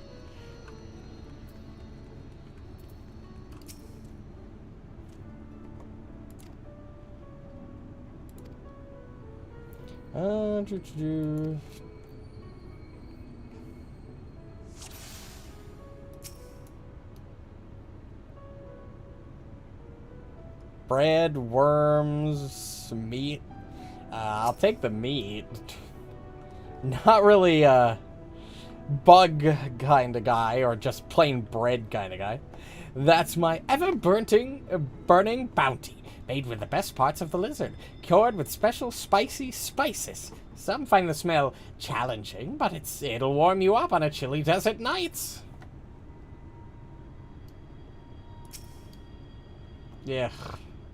Everyone's favorite. Plump white worms slathered in honey. Once you eat a glazed wriggler, you'll never want any other treat.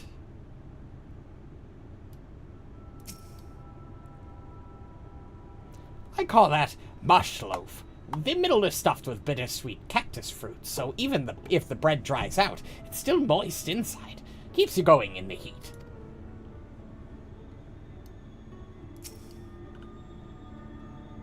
Oh, you'll like those. Chewy skewers. Find small frogs hiding under rocks, spear with stick, then roast over fire. Crackly on the outside, gooey on the inside. Perfect for snacking.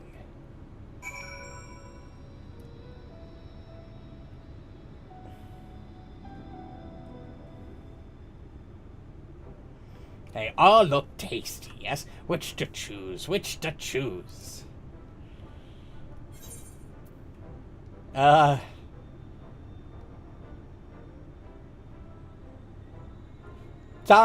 stick to the meat. I generally prefer not lizard meat, but I'm definitely not eating bugs. And, I mean, the frogs are probably not terrible, but I'm probably very hungry. So just some frog skewers. Yes, put some spice in your step. You won't feel the cold this night, and probably not the next one either.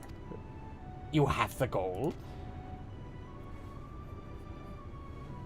Undone. One Bertite honor buys you 10 sides of lizard meat.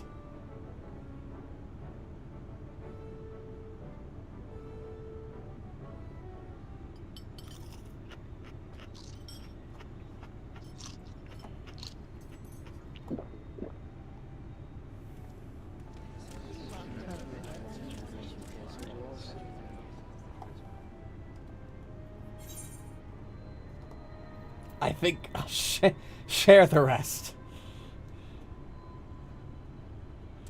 Our visitor invites us to feast. Let us give thanks for her great generosity and small appetite.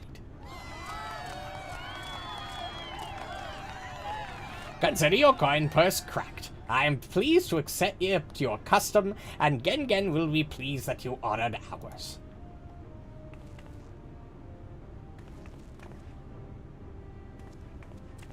Keeping the merchandise down, yes? No returns.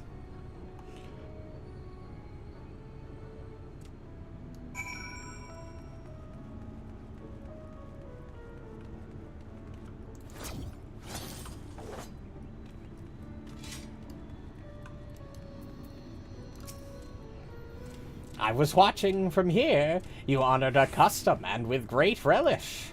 You will always be welcome in Mordsuk. If you need anything in Amarang, we are here to provide.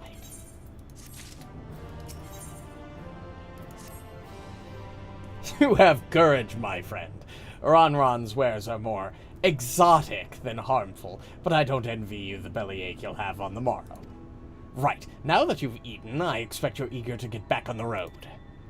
Would you mind if we delayed our departure a touch? I have a few deals left to close before I can conclude my business here in Mordsuk. Oh, offering your services, are you? Aye, well, an assistant would certainly help hurry things along. I have a receipt here for some goods that need packing up from the market. All properly paid for, you just need to do the lifting and the carrying. I'll go and take care of some last-minute haggling, then see you in a bit.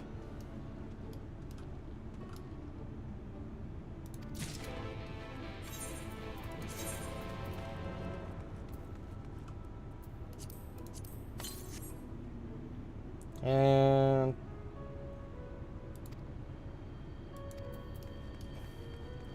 table cactus tauntaun.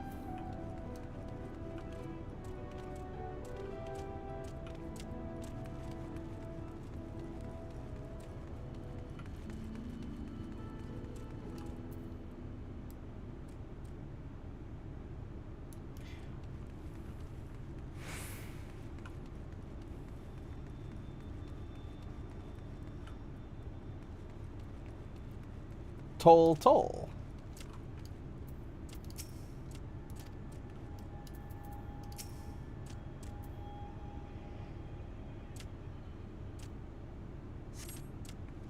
Cassard sent you, did he? Right, yes. What kind of ore was it again? It was iron ore. Iron ore, of course. That would explain this box I have here. It's all yours. So glad we're keeping track of our wares, everybody.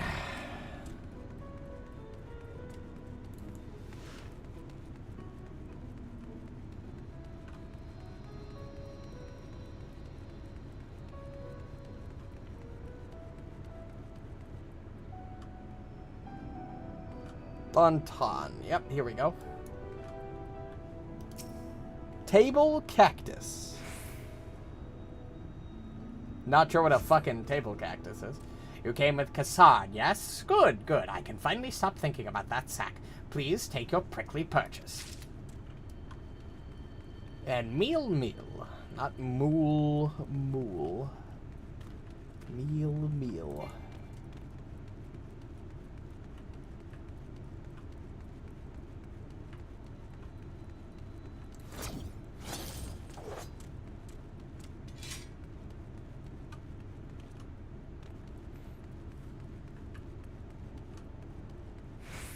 Now, where is this guy?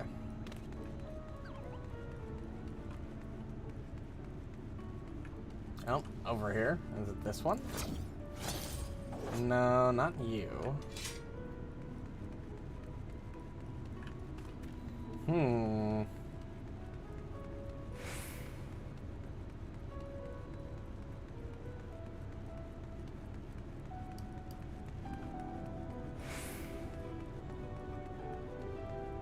There we go.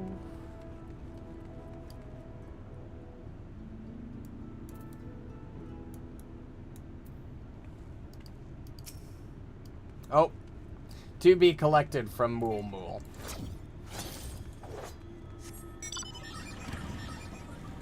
Almost fucked that up, but I caught it.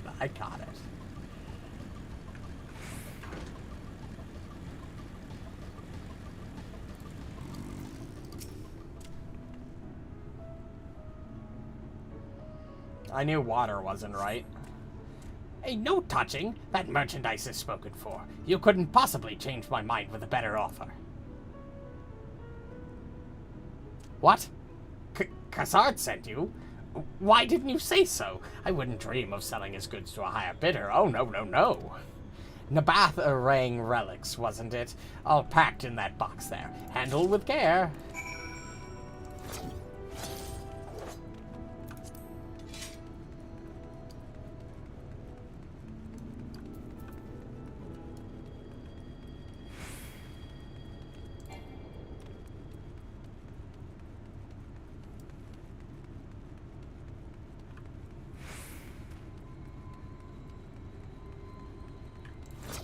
Alright, Cassard, I got your stuff. Don't tell me you've been around the entire market already.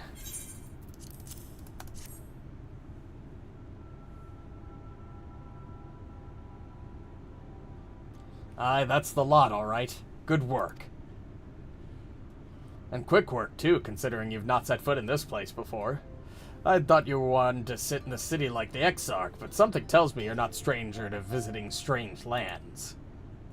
Unfortunately, your efficiency presents something of a problem. I'd hoped to conclude my business before you return, but it seems there's been some confusion over one of the orders I placed. I'll have to drag in my middleman and sort this mess out. I'm sorry to make you sit around and twiddle your thumbs. Cassard, feels like an age since I last saw you.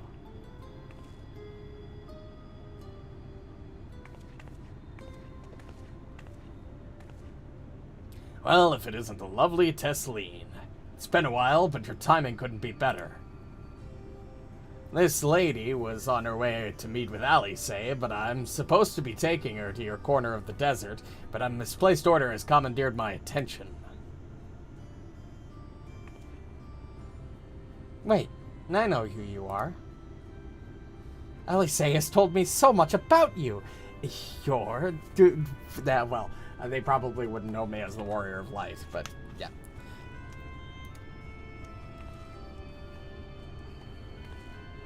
I knew it. How wonderful it is to meet you in the flesh after hearing all those stories.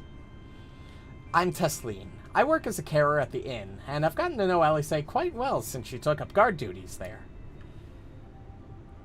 Do you want me to take over as her guide, Cassard? My shopping's all done and packed up for the road, so it won't be no big trouble. That would be a great help, thank you. Well, it looks like you'll be able to head straight out after all. My caravan and I will be in the area for a while yet. Seek me out when you've had your fill of Amarung, and I'll send you back to the Crystarium.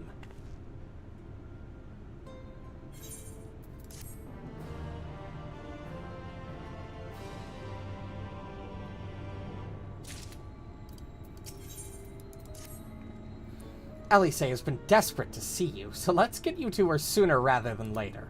The inn isn't too hard to find, really. You can actually see the top of the rock spires from here. We'll just need to swing around the ridge, then head south. Come on, I'll get my supplies together and meet you outside.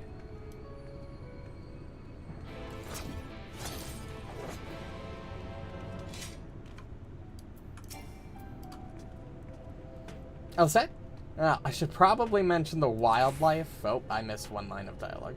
I can usually swing a sword well enough to fend them off, but I may have myself loaded down with too many bargains today. Do you think you can handle any beasts that try to make a meal out of us? I thought you might. Elise was always saying how much you... let's get going, shall we?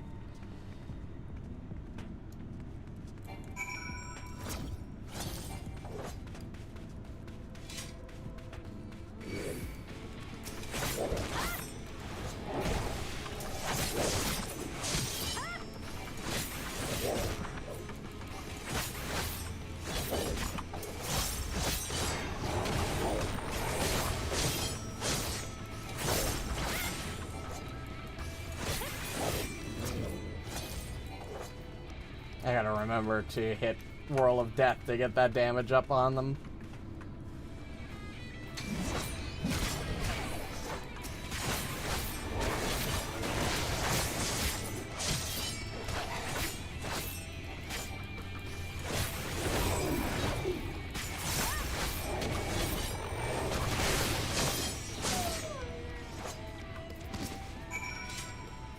Sorry, there wasn't much time to shout a warning. Were you bitten? Those things can be nasty.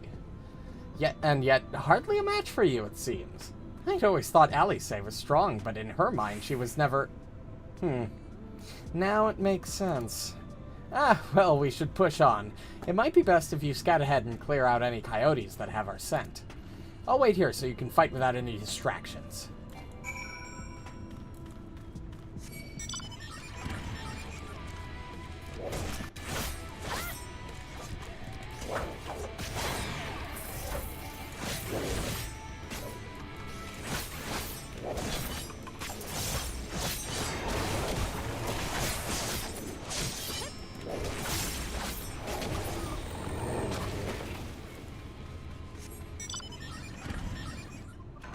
All right.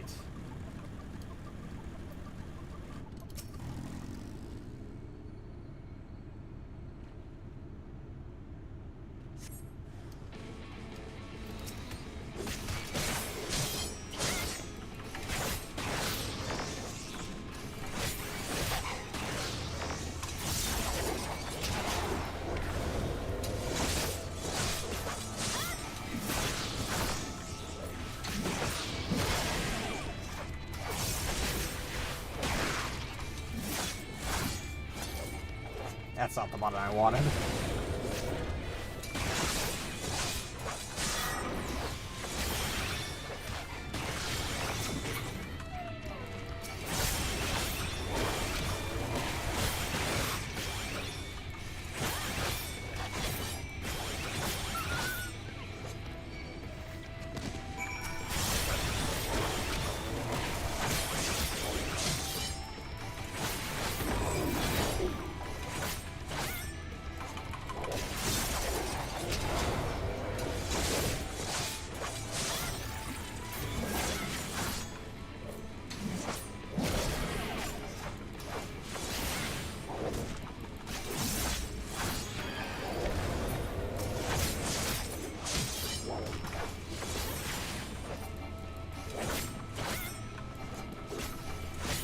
Alright, still getting used to this new rotation.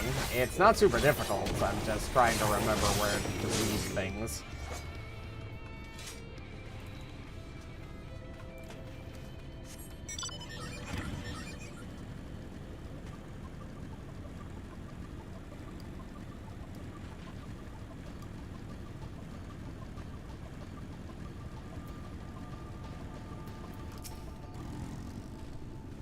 Oh, thank goodness you're back.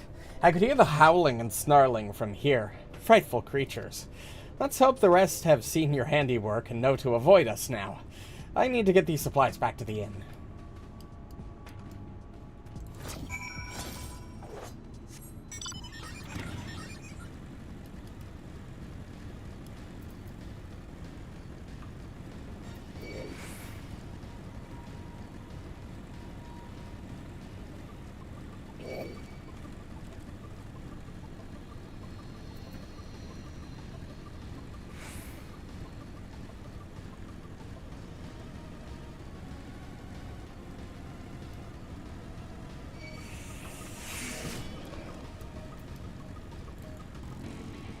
I did not mean to draw more aggro, but, you know, doesn't hurt.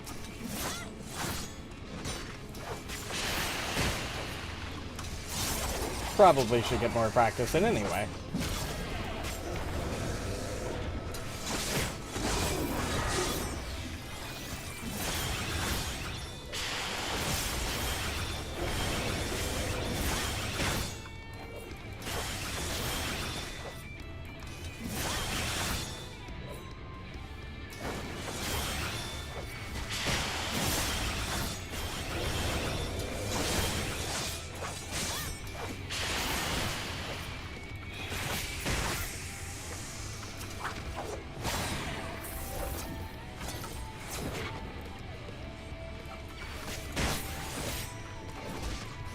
Good.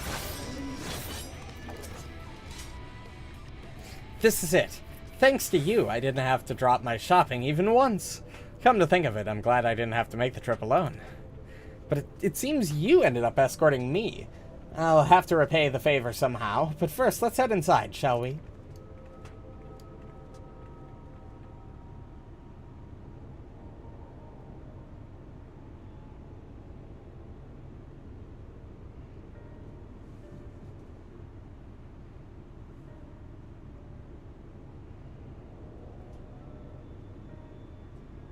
The inn, huh?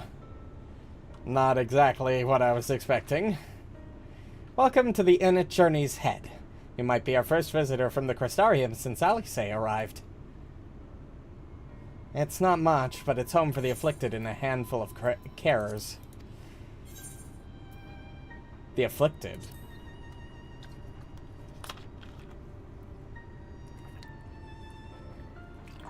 You don't know? I don't think I've met anyone besides Alice who's so unfamiliar with our situation here. Most folk have grown up knowing someone who knew someone. I might leave out something obvious, so it may be best to have Alice give you the full explanation.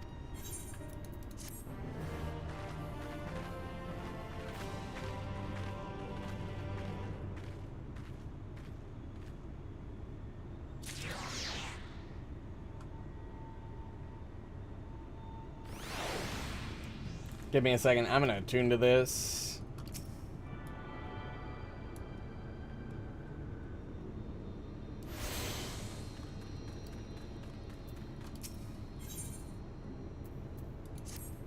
Now, where is she?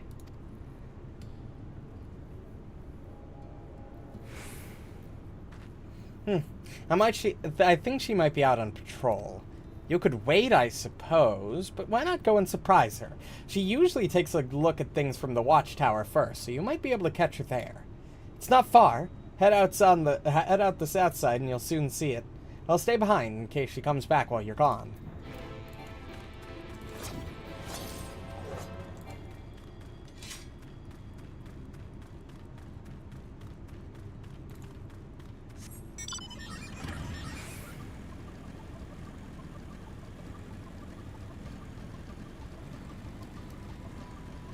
Hello, Aether Current.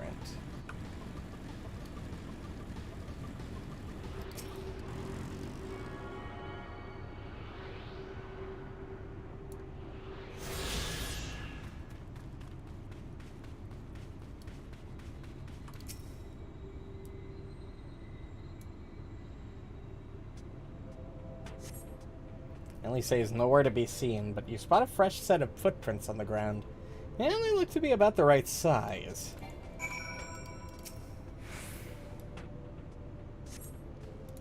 Lead off to the northwest.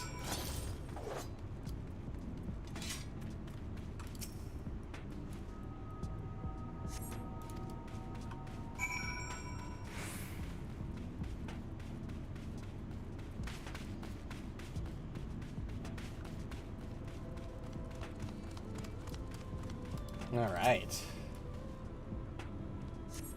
Continue to the west.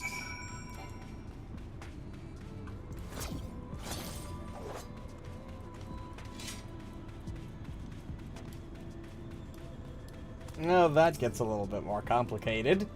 That's a lot of footprints.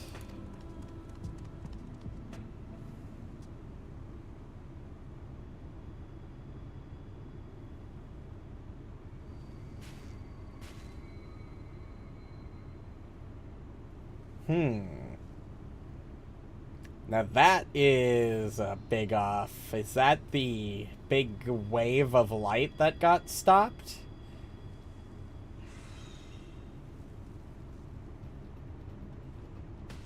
Get back here!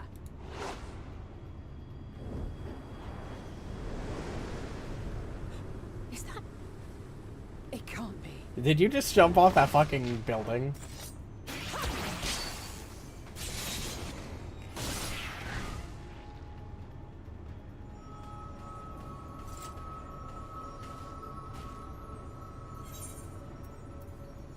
Impressive. Just a lesser sin eater. Nothing to write home about. I knew you'd turn up sooner or later, but I had been hoping for sooner. Not like I had much of a choice in the matter.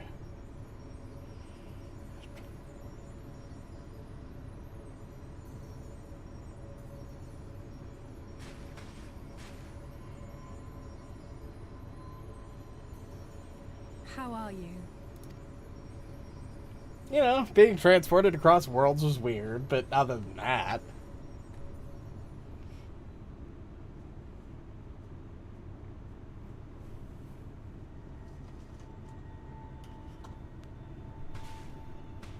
We've fought them to a standstill, then.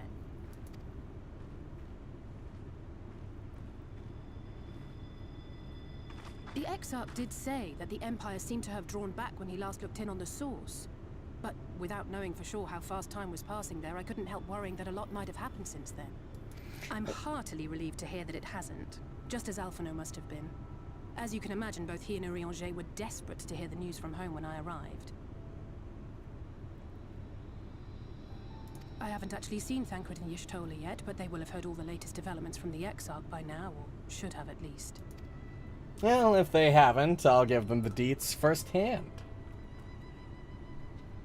When I think of how frantic Tataru and the others must be, I want nothing more than to rush back and reassure them. But we still haven't found a way to reverse the summoning. And even if we had, we couldn't just ignore Urianger's vision.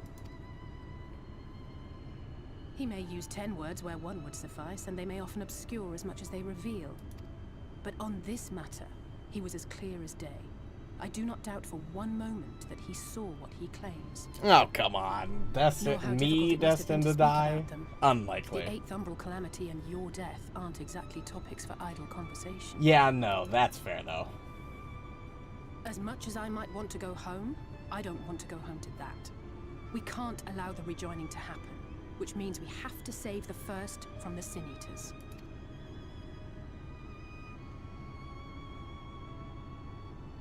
That great wall of white is a remnant of the flood. 100 years ago, the balance in the first tipped decisively in favor of light. From that moment, it rose and swelled with each passing day, and then, without warning, it burst forth like water from a broken dam. That must have been terrifying. A colossal wave of pure light, drowning everything in its wake. Only Norvrant was spared. For the most part, living things are composed of ether of various different aspects, but when exposed to such a flood, their etheric harmony is shattered, and their natural form breaks down. Then they either perish, or are warped into mindless abominations. Yeah, sounds about right. That's where I thought this was going. Yes. That's how the Sin Eaters came to be. They were once living creatures, or people, that were caught in the path of the flood. Once the change is wrought, there is no going back. In that instant, they are gripped by an insatiable appetite for ether, and will happily gorge themselves on any living thing within reach. But even that is not the worst of it. The stronger Sin Eaters can plant light in us, like seeds in soil, corrupting our ether and triggering the birth of new monstrosities. That's not good. They are creatures of base instinct that exist only to feed and to multiply. They feel no pity, know no remorse, and are utterly deaf to reason, which is why they must be destroyed. Every last one of them. And how are we going to do that? like, just asking the legitimate question here. Victims, left here to spend their final hours waiting for the change to overtake them. Ooh, yeah. I guess that does put that into context, huh?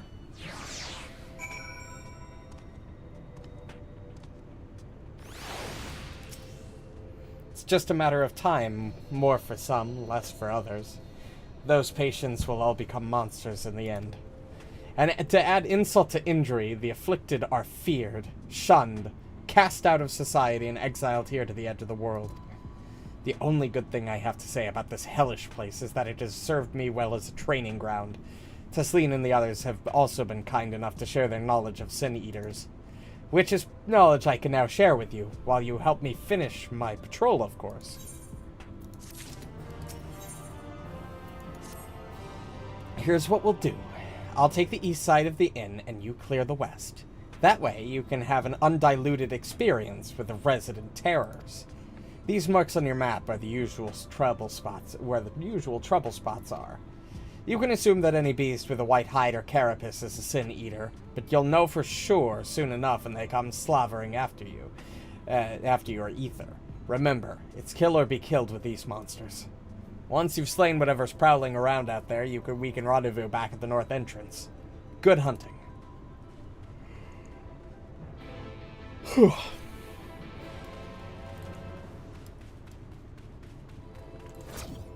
Alright, get to test out some Sin Eater killing. Alright.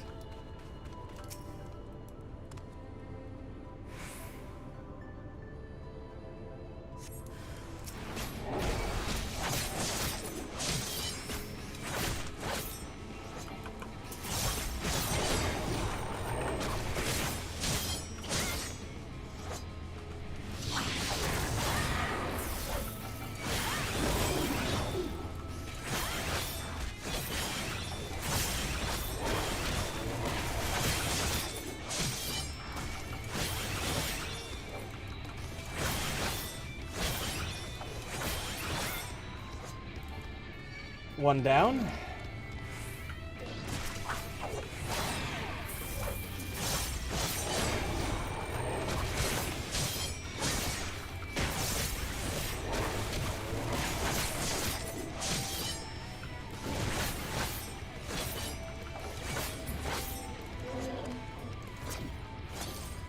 Okay.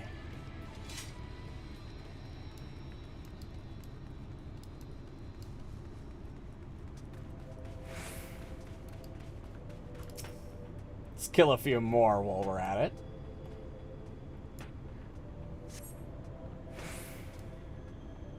Nothing there.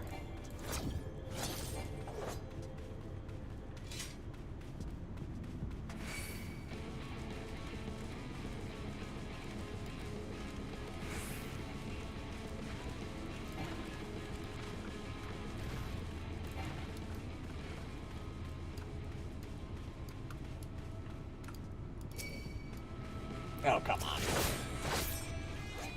Can't just leave me alone, huh?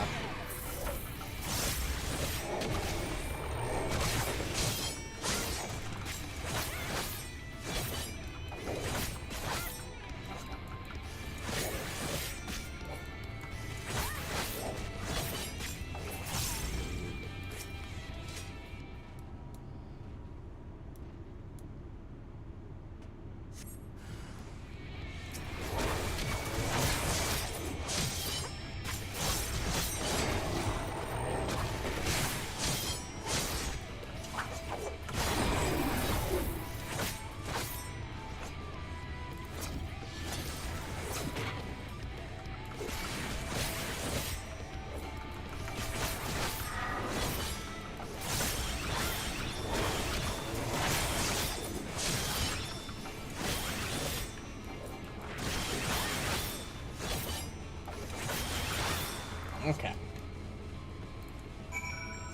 Nothing too out of the ordinary.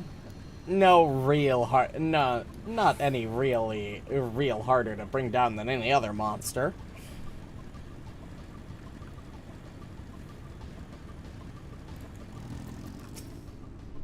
How did you fare? I thought there might be one or two lurking on the fringes. Nothing out of the ordinary for this area. I expect you noticed it yourself, but individually, these lesser sin-eaters are no more deadly than any natural predator you might encounter in the desert. It's when they appear in numbers that they pose a threat. Much like the Void Synth, they have an unfortunate tendency to flock to the strongest of their kind. Thus, when a powerful sin-eater goes on the hunt, it might be attended by a veritable swarm of weaker kin. Imagine an army of such creatures descending on a village or hamlet. That's the basic idea behind my patrols, to cull their ranks often enough that their numbers won't be overwhelming when the big ones come out to play. And you've certainly helped on that front. Let's report our victories to Tesleen, shall we?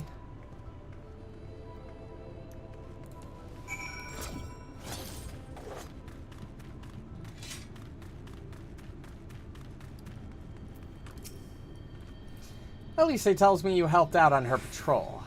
You have our thanks, and my apologies for leading you from one battle to another ever since the moment we met. In any case, I'm glad to see the two of you found each other. You have no idea how badly Elise missed your company. Everything is always, if she were here, she would... That's an exaggeration, and I don't sound like that either. I was simply trying to view matters from another's perspective, and I respect her methods. Honestly, after seeing her in action, I can understand why. The way she leaps into the fray without hesitation, it really is something to behold. I might be a little smitten myself. I'm only teasing, though I've no doubt she deserves all the admiration she gets, just as you do.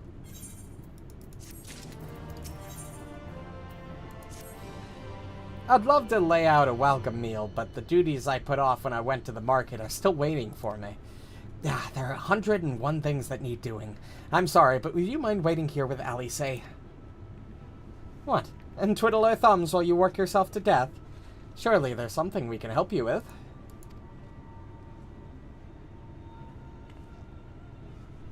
I could do with a hand, it's true. Thank you. You can start by helping me sort out the larder, Elise. While we do that, could you tend to a few patients, perhaps? There are 3 in particular I meant to visit. It's just a matter of saying a few words to them and seeing that their skin isn't caked in sand. Their names are Pawnil, Todden, and Helric. They may not give much in the way of a response, but I promise they'll be pleased to meet someone new.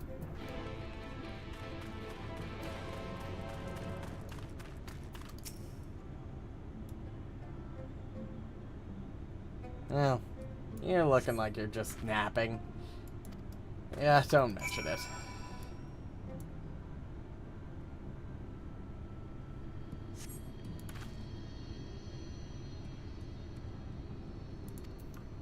Yeah, at least you're getting something.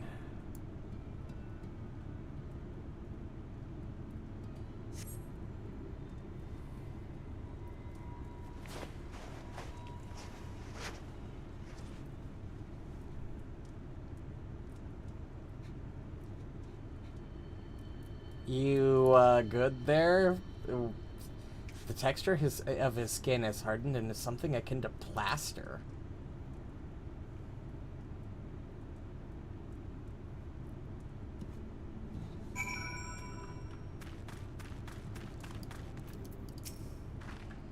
You've seen to the patients. How were they? Good. That's good. I knew they would enjoy meeting you. I am concerned about Halric, though. I'll have to speak with the other carers, but I think his time may be near. We shall leave if you to have that discussion, then. I was going to take her to Mord Souk if you have any errands there that need doing. Well, I suppose there is one thing. Would you pick up a nectarine from the markets, please? Cassard's caravan just passed through, so Ron should have some fresh fruit. Come then. There's something I want you to see. Right after we stop at Ronron's stall, of course.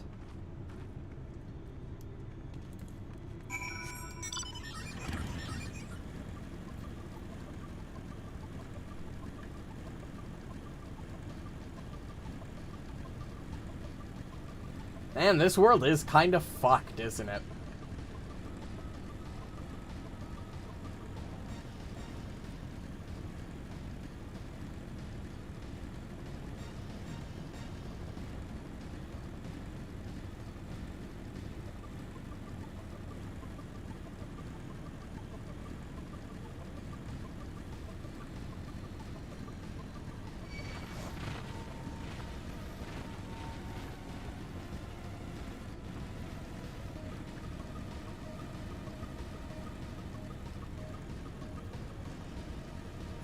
will admit, they certainly got the oppressive atmosphere down.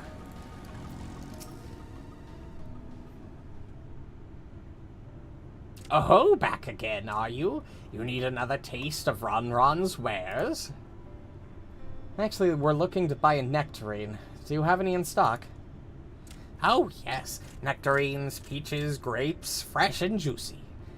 Given how richly you cracked your coin purse with me, I might still owe you food. Here, take this one, free of charge.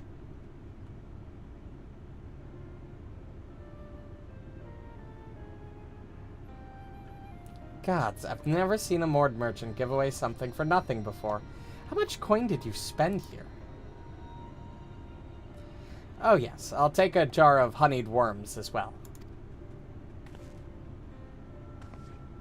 Oh no, they're not for me. It's an offering of sorts. Ahem, the worms, if you please. Only the best wrigglers for you. Come again, my friends.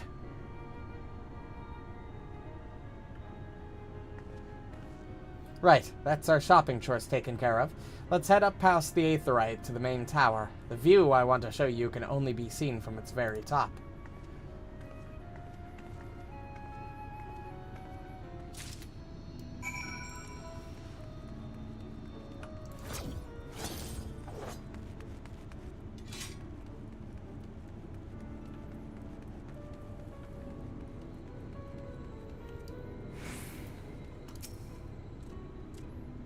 Cure your precious worms. That buys us a trip to the top of the tower, does it not?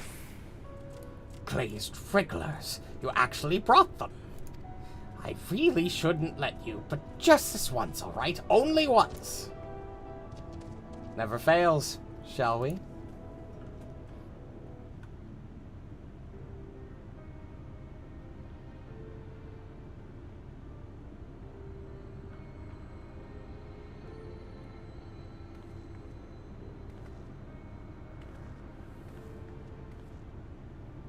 Look, over there, where the wall is broken. I see that, yep. Do you see what lies beyond? Looks like a white desert, sort of like the burn. That's what the land became after the light flooded in. An empty white nothingness. Life cannot exist in such conditions. The primordial light would wreak havoc on the body's etheric balance.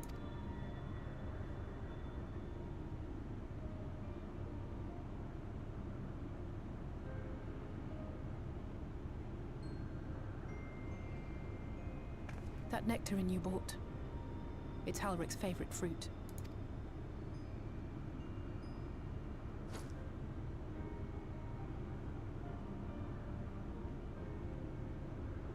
Most of the patients, Halric included, survived the attacks of powerful eaters. But their fate was sealed all the same. The monster's corruption has entered their bodies, and their very essence is being subsumed by light. Oh. The twisted state of the world itself just makes matters worse. Under normal circumstances, a person's ether naturally tends to equilibrium. But for these poor souls, the opposite is true. Yeah, since the rest of the world is so saturated in light, that's all it gets. Sooner or later, every single one of them will turn.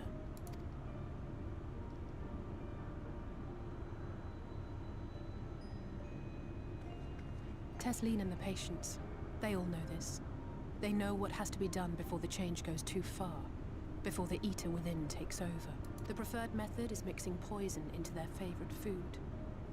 In my time here, I've borne witness to a lot of last meals. Fuck, that's dark. That's a lot of weight to put on this fucking nectarine. I feel just as helpless as before. No matter how hard I fight, it's never enough.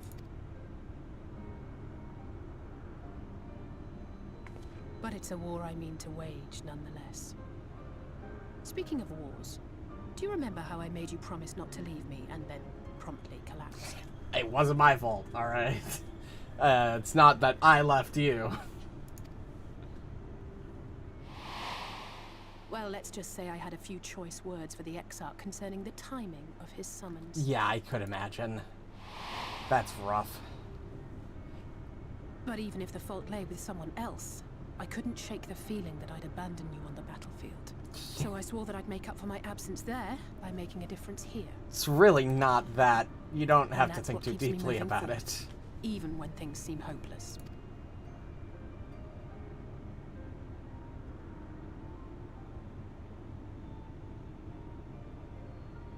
On which note, it's time we headed back.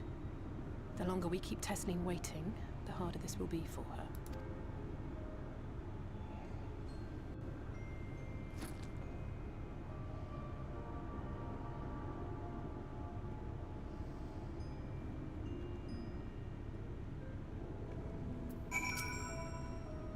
I'm glad I was able to show you that. When it comes to understanding the catastrophe which befell the first, one glimpse of the empty wasteland beyond the wall is worth more than an hour of Urian J's lecturing. And I needed you to know that beyond a doubt that Tesleen has no other choice. The Nectarine will be a kindness. It isn't just the threat posed to others. When a person becomes an eater, the pain appears to be excruciating. The carers are truly fond of their wards and would spare them that suffering. It is their way of fighting back against a fate worse than death. Fucking hell.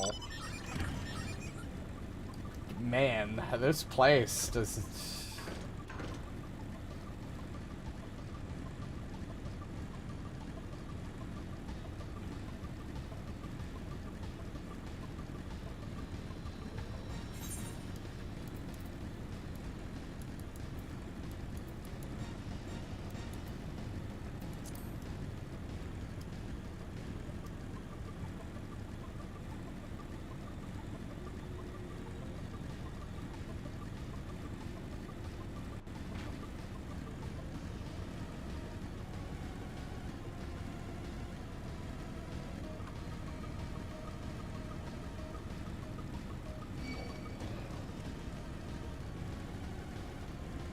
Alright.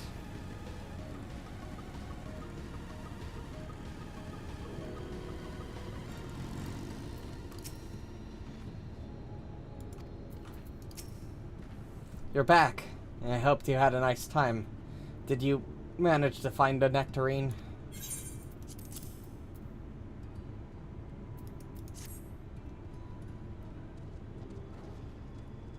Thank you. Alice has explained why I wanted this, has she? I can see it in your eyes. But we may not need it just yet. I spoke with the others, and we've decided to keep an eye on Helric for now. Thanks to you, though, if his time does come suddenly, we'll be ready to send him on his way with a taste of happier days.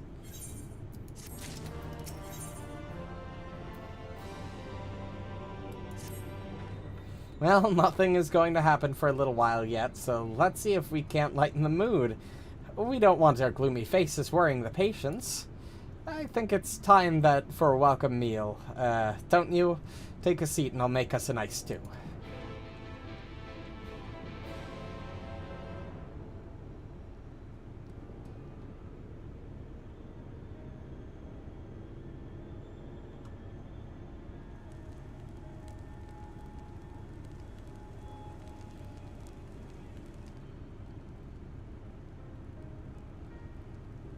Speak up if you'd like another helping.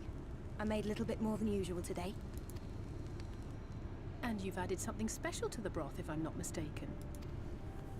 Aye, well, it's not often we have visitors from the Crystarium, so I may have thrown in a few extra bits and bobs. Nah, you didn't have to go through all that effort just for me. You needn't have gone to the trouble.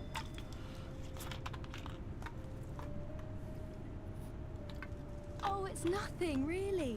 And we do so rarely have guests.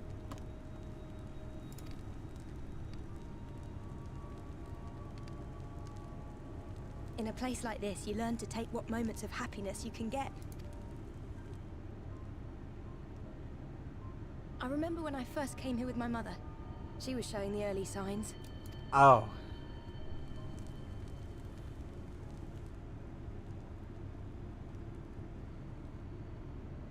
I knew there was no way to save her, but I just couldn't face what needed to be done. That's the way of it for most people. Why they travel from arms to stay here. Beaten, broken souls come to wait out the inevitable. to receive the mercy of a painless death.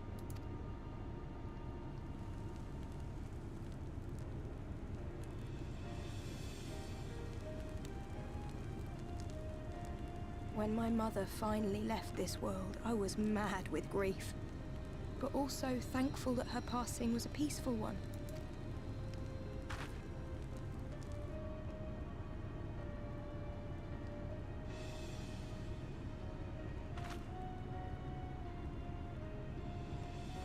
It's never easy, ending a life you've cared for, even when you believe they go on to a better place.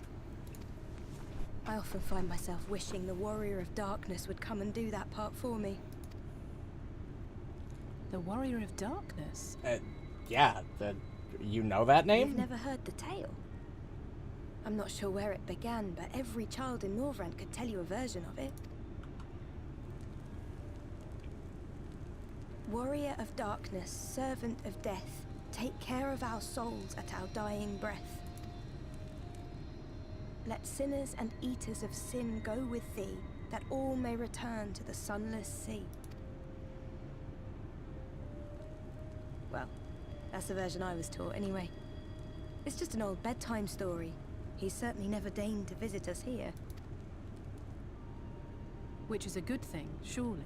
He sounds rather ominous. Yeah, not necessarily. I mean, it brings comfort. Think so? I always liked the idea that he treated every soul the same, even the Sin Eaters. Yeah.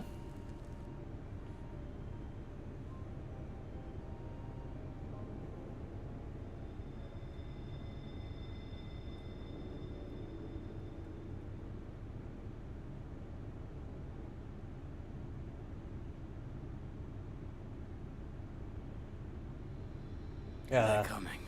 Oh no. Desleen! Have you seen Halric? I swear, Oh, that's not good.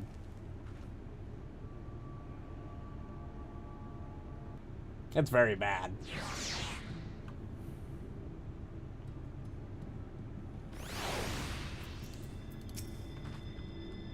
We have to go look for Halric. I don't know what's gotten into him, but if he's wandering out there alone, we'll assign search areas and split up. Any idea where he might be headed? No, he's never done anything like this before, but it can't be a coincidence that the other patients are suddenly so agitated. They can sense something. In any case, let's keep the search close to the inn. Halric isn't very sure on his feet, so he won't have gotten far. I'll search the east side. Please, Halric, please be alright. I'll cover the north and west then. You take everything here to the south. Yeah, sure. I can handle that.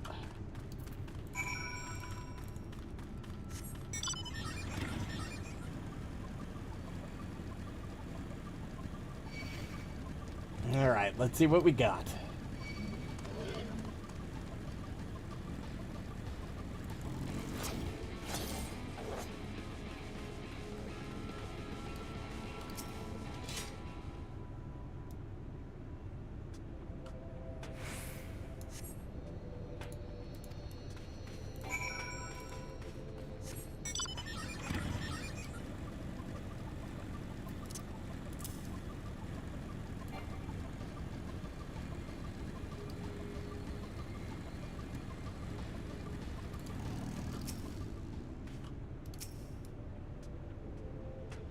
I don't think we're gonna have much luck. Something tells me that we're not finding anything.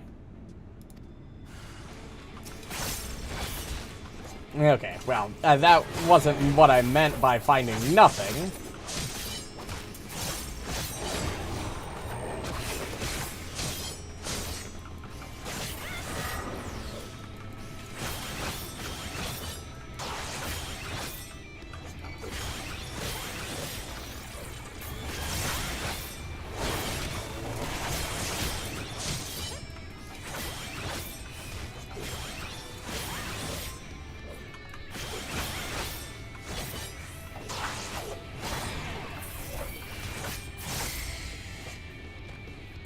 That's probably not a good sign.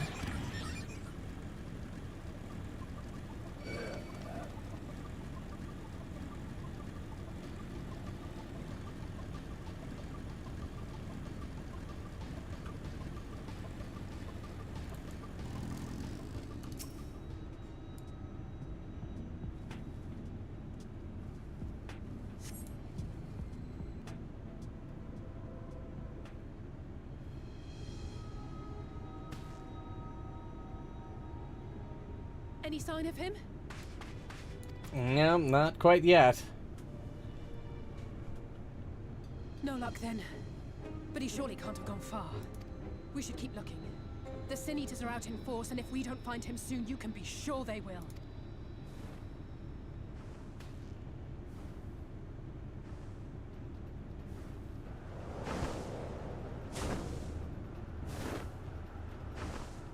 That one looks suitably strong. Did you see the size of that thing? It must be one of the nasty ones. Wherever it's going, it can only mean trouble. After it!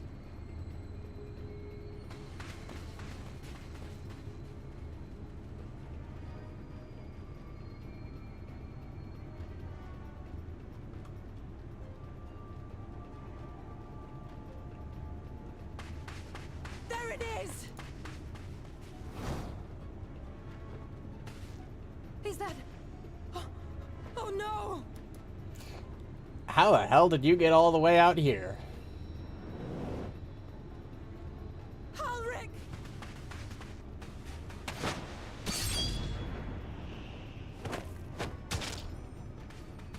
We have to run!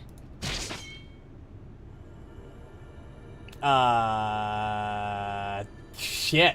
Tesling! I'm not entirely surprised, although...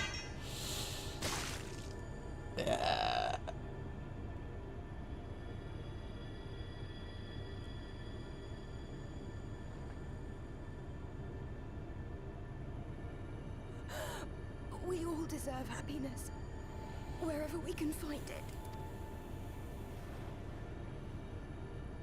The time left to you is precious. No one should die in pain. Mother, I...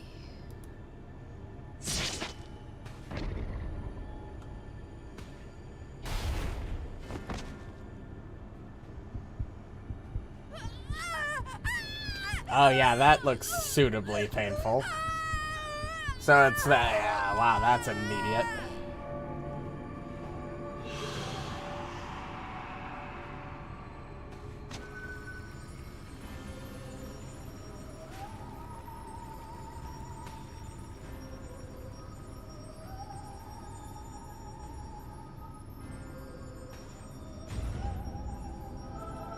Oh, that's not horrifying or anything.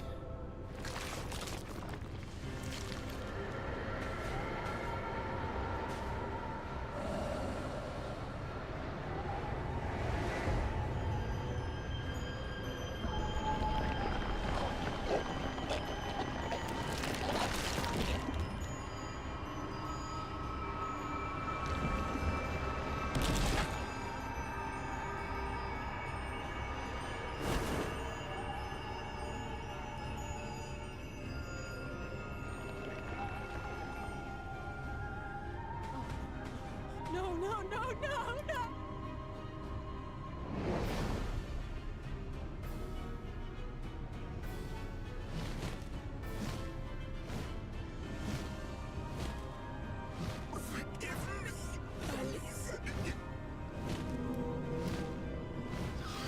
Yeah, you retain a little bit of your consciousness in that, like, there? That's even more mortifying.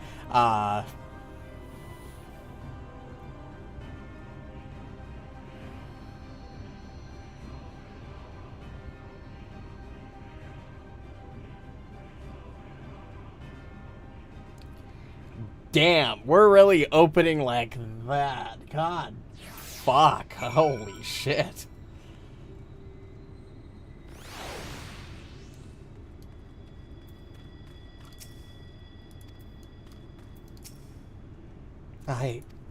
I am sorry. I tried to tell the carers what happened, but I can't be the shoulder they lean on, not like this.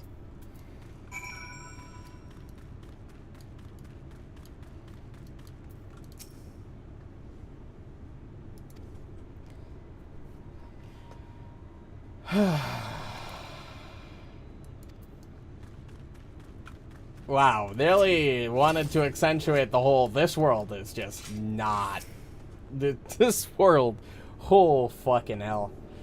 I imagine you're just as shocked as the rest of us, so I appreciate what you're doing here. Me? I can barely... I don't have the words. Without a body, we can't even give her a proper burial, and she cared about that sort of thing. About giving people the chance to say their goodbyes.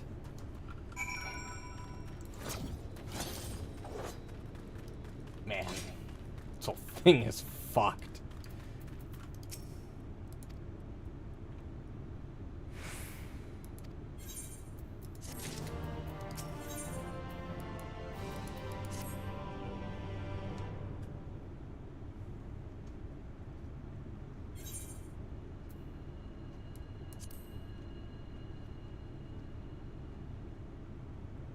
Thank you. What you're doing, it means a lot to them. To me.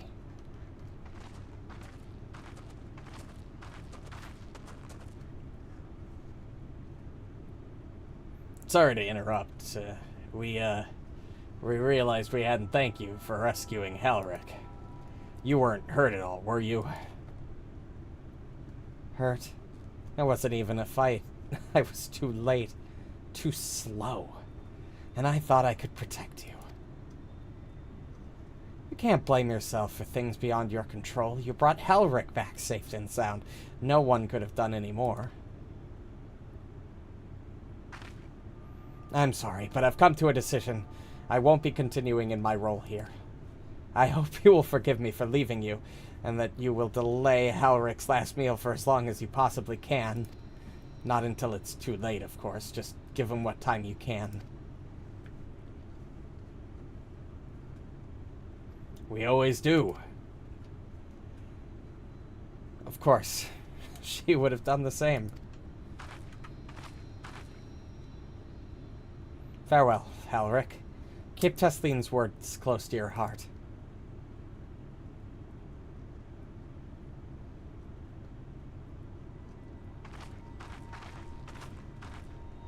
Wait, you're leaving this very moment? I understand how you must feel, but surely this is a bit hasty. Do you even have anywhere to go? I have a destination in mind, yes, and a purpose. This damned light, building without cease. It's the reason we can't save those corrupted by the Eaters. But what if we corrected the balance? Even if it were only little by little, even if it took years, it would surely make things better. Now, hold on there. Everyone knows there's too much light, but how could you ever hope to get rid of it? You'd have to change the whole world. That's right. We should return to the Crystarium. I may not be able to repel the Eaters on my own, but I can still use the skills I've gained here to hurt them.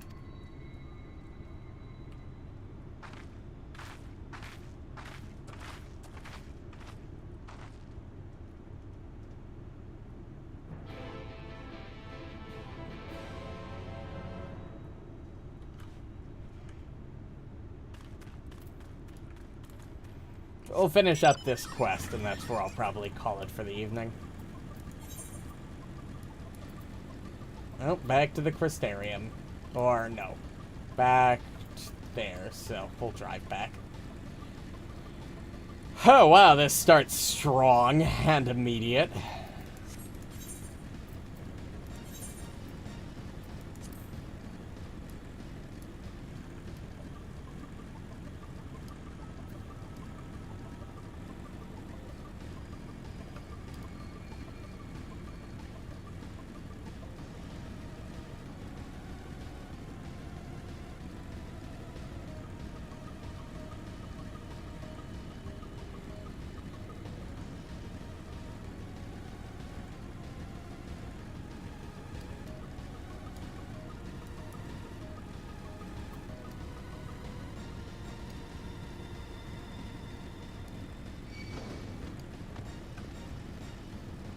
Damn, I don't even have that much to say.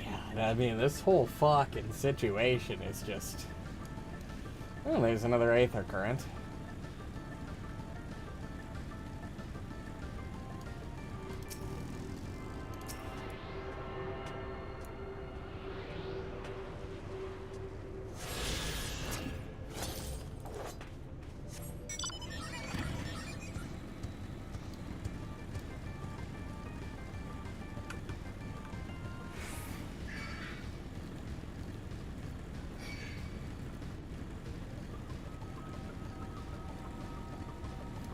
Alright. Forgive me, I couldn't stay there a moment longer. But I was serious about what I said. While the men and women at the inn battle against this blight with kindness, I must fight it in my own way, with steel. From Eorzea's sword in the darkness to Norvant's sword in the light. Gods above, it feels like an age ago now. Miss Elise, is there anything I can get you? You're swiftest tomorrow. I need to return to the Crystarium immediately. As you wish.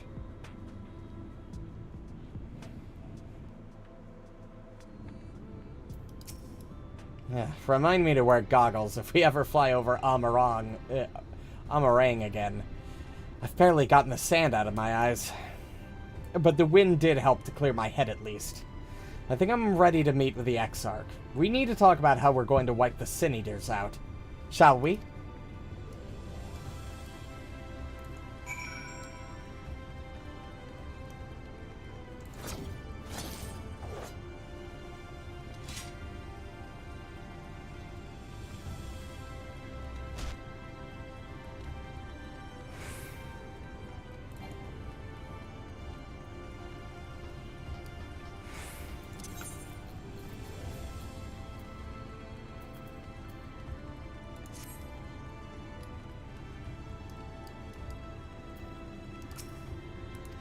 Alright, back to the ocular.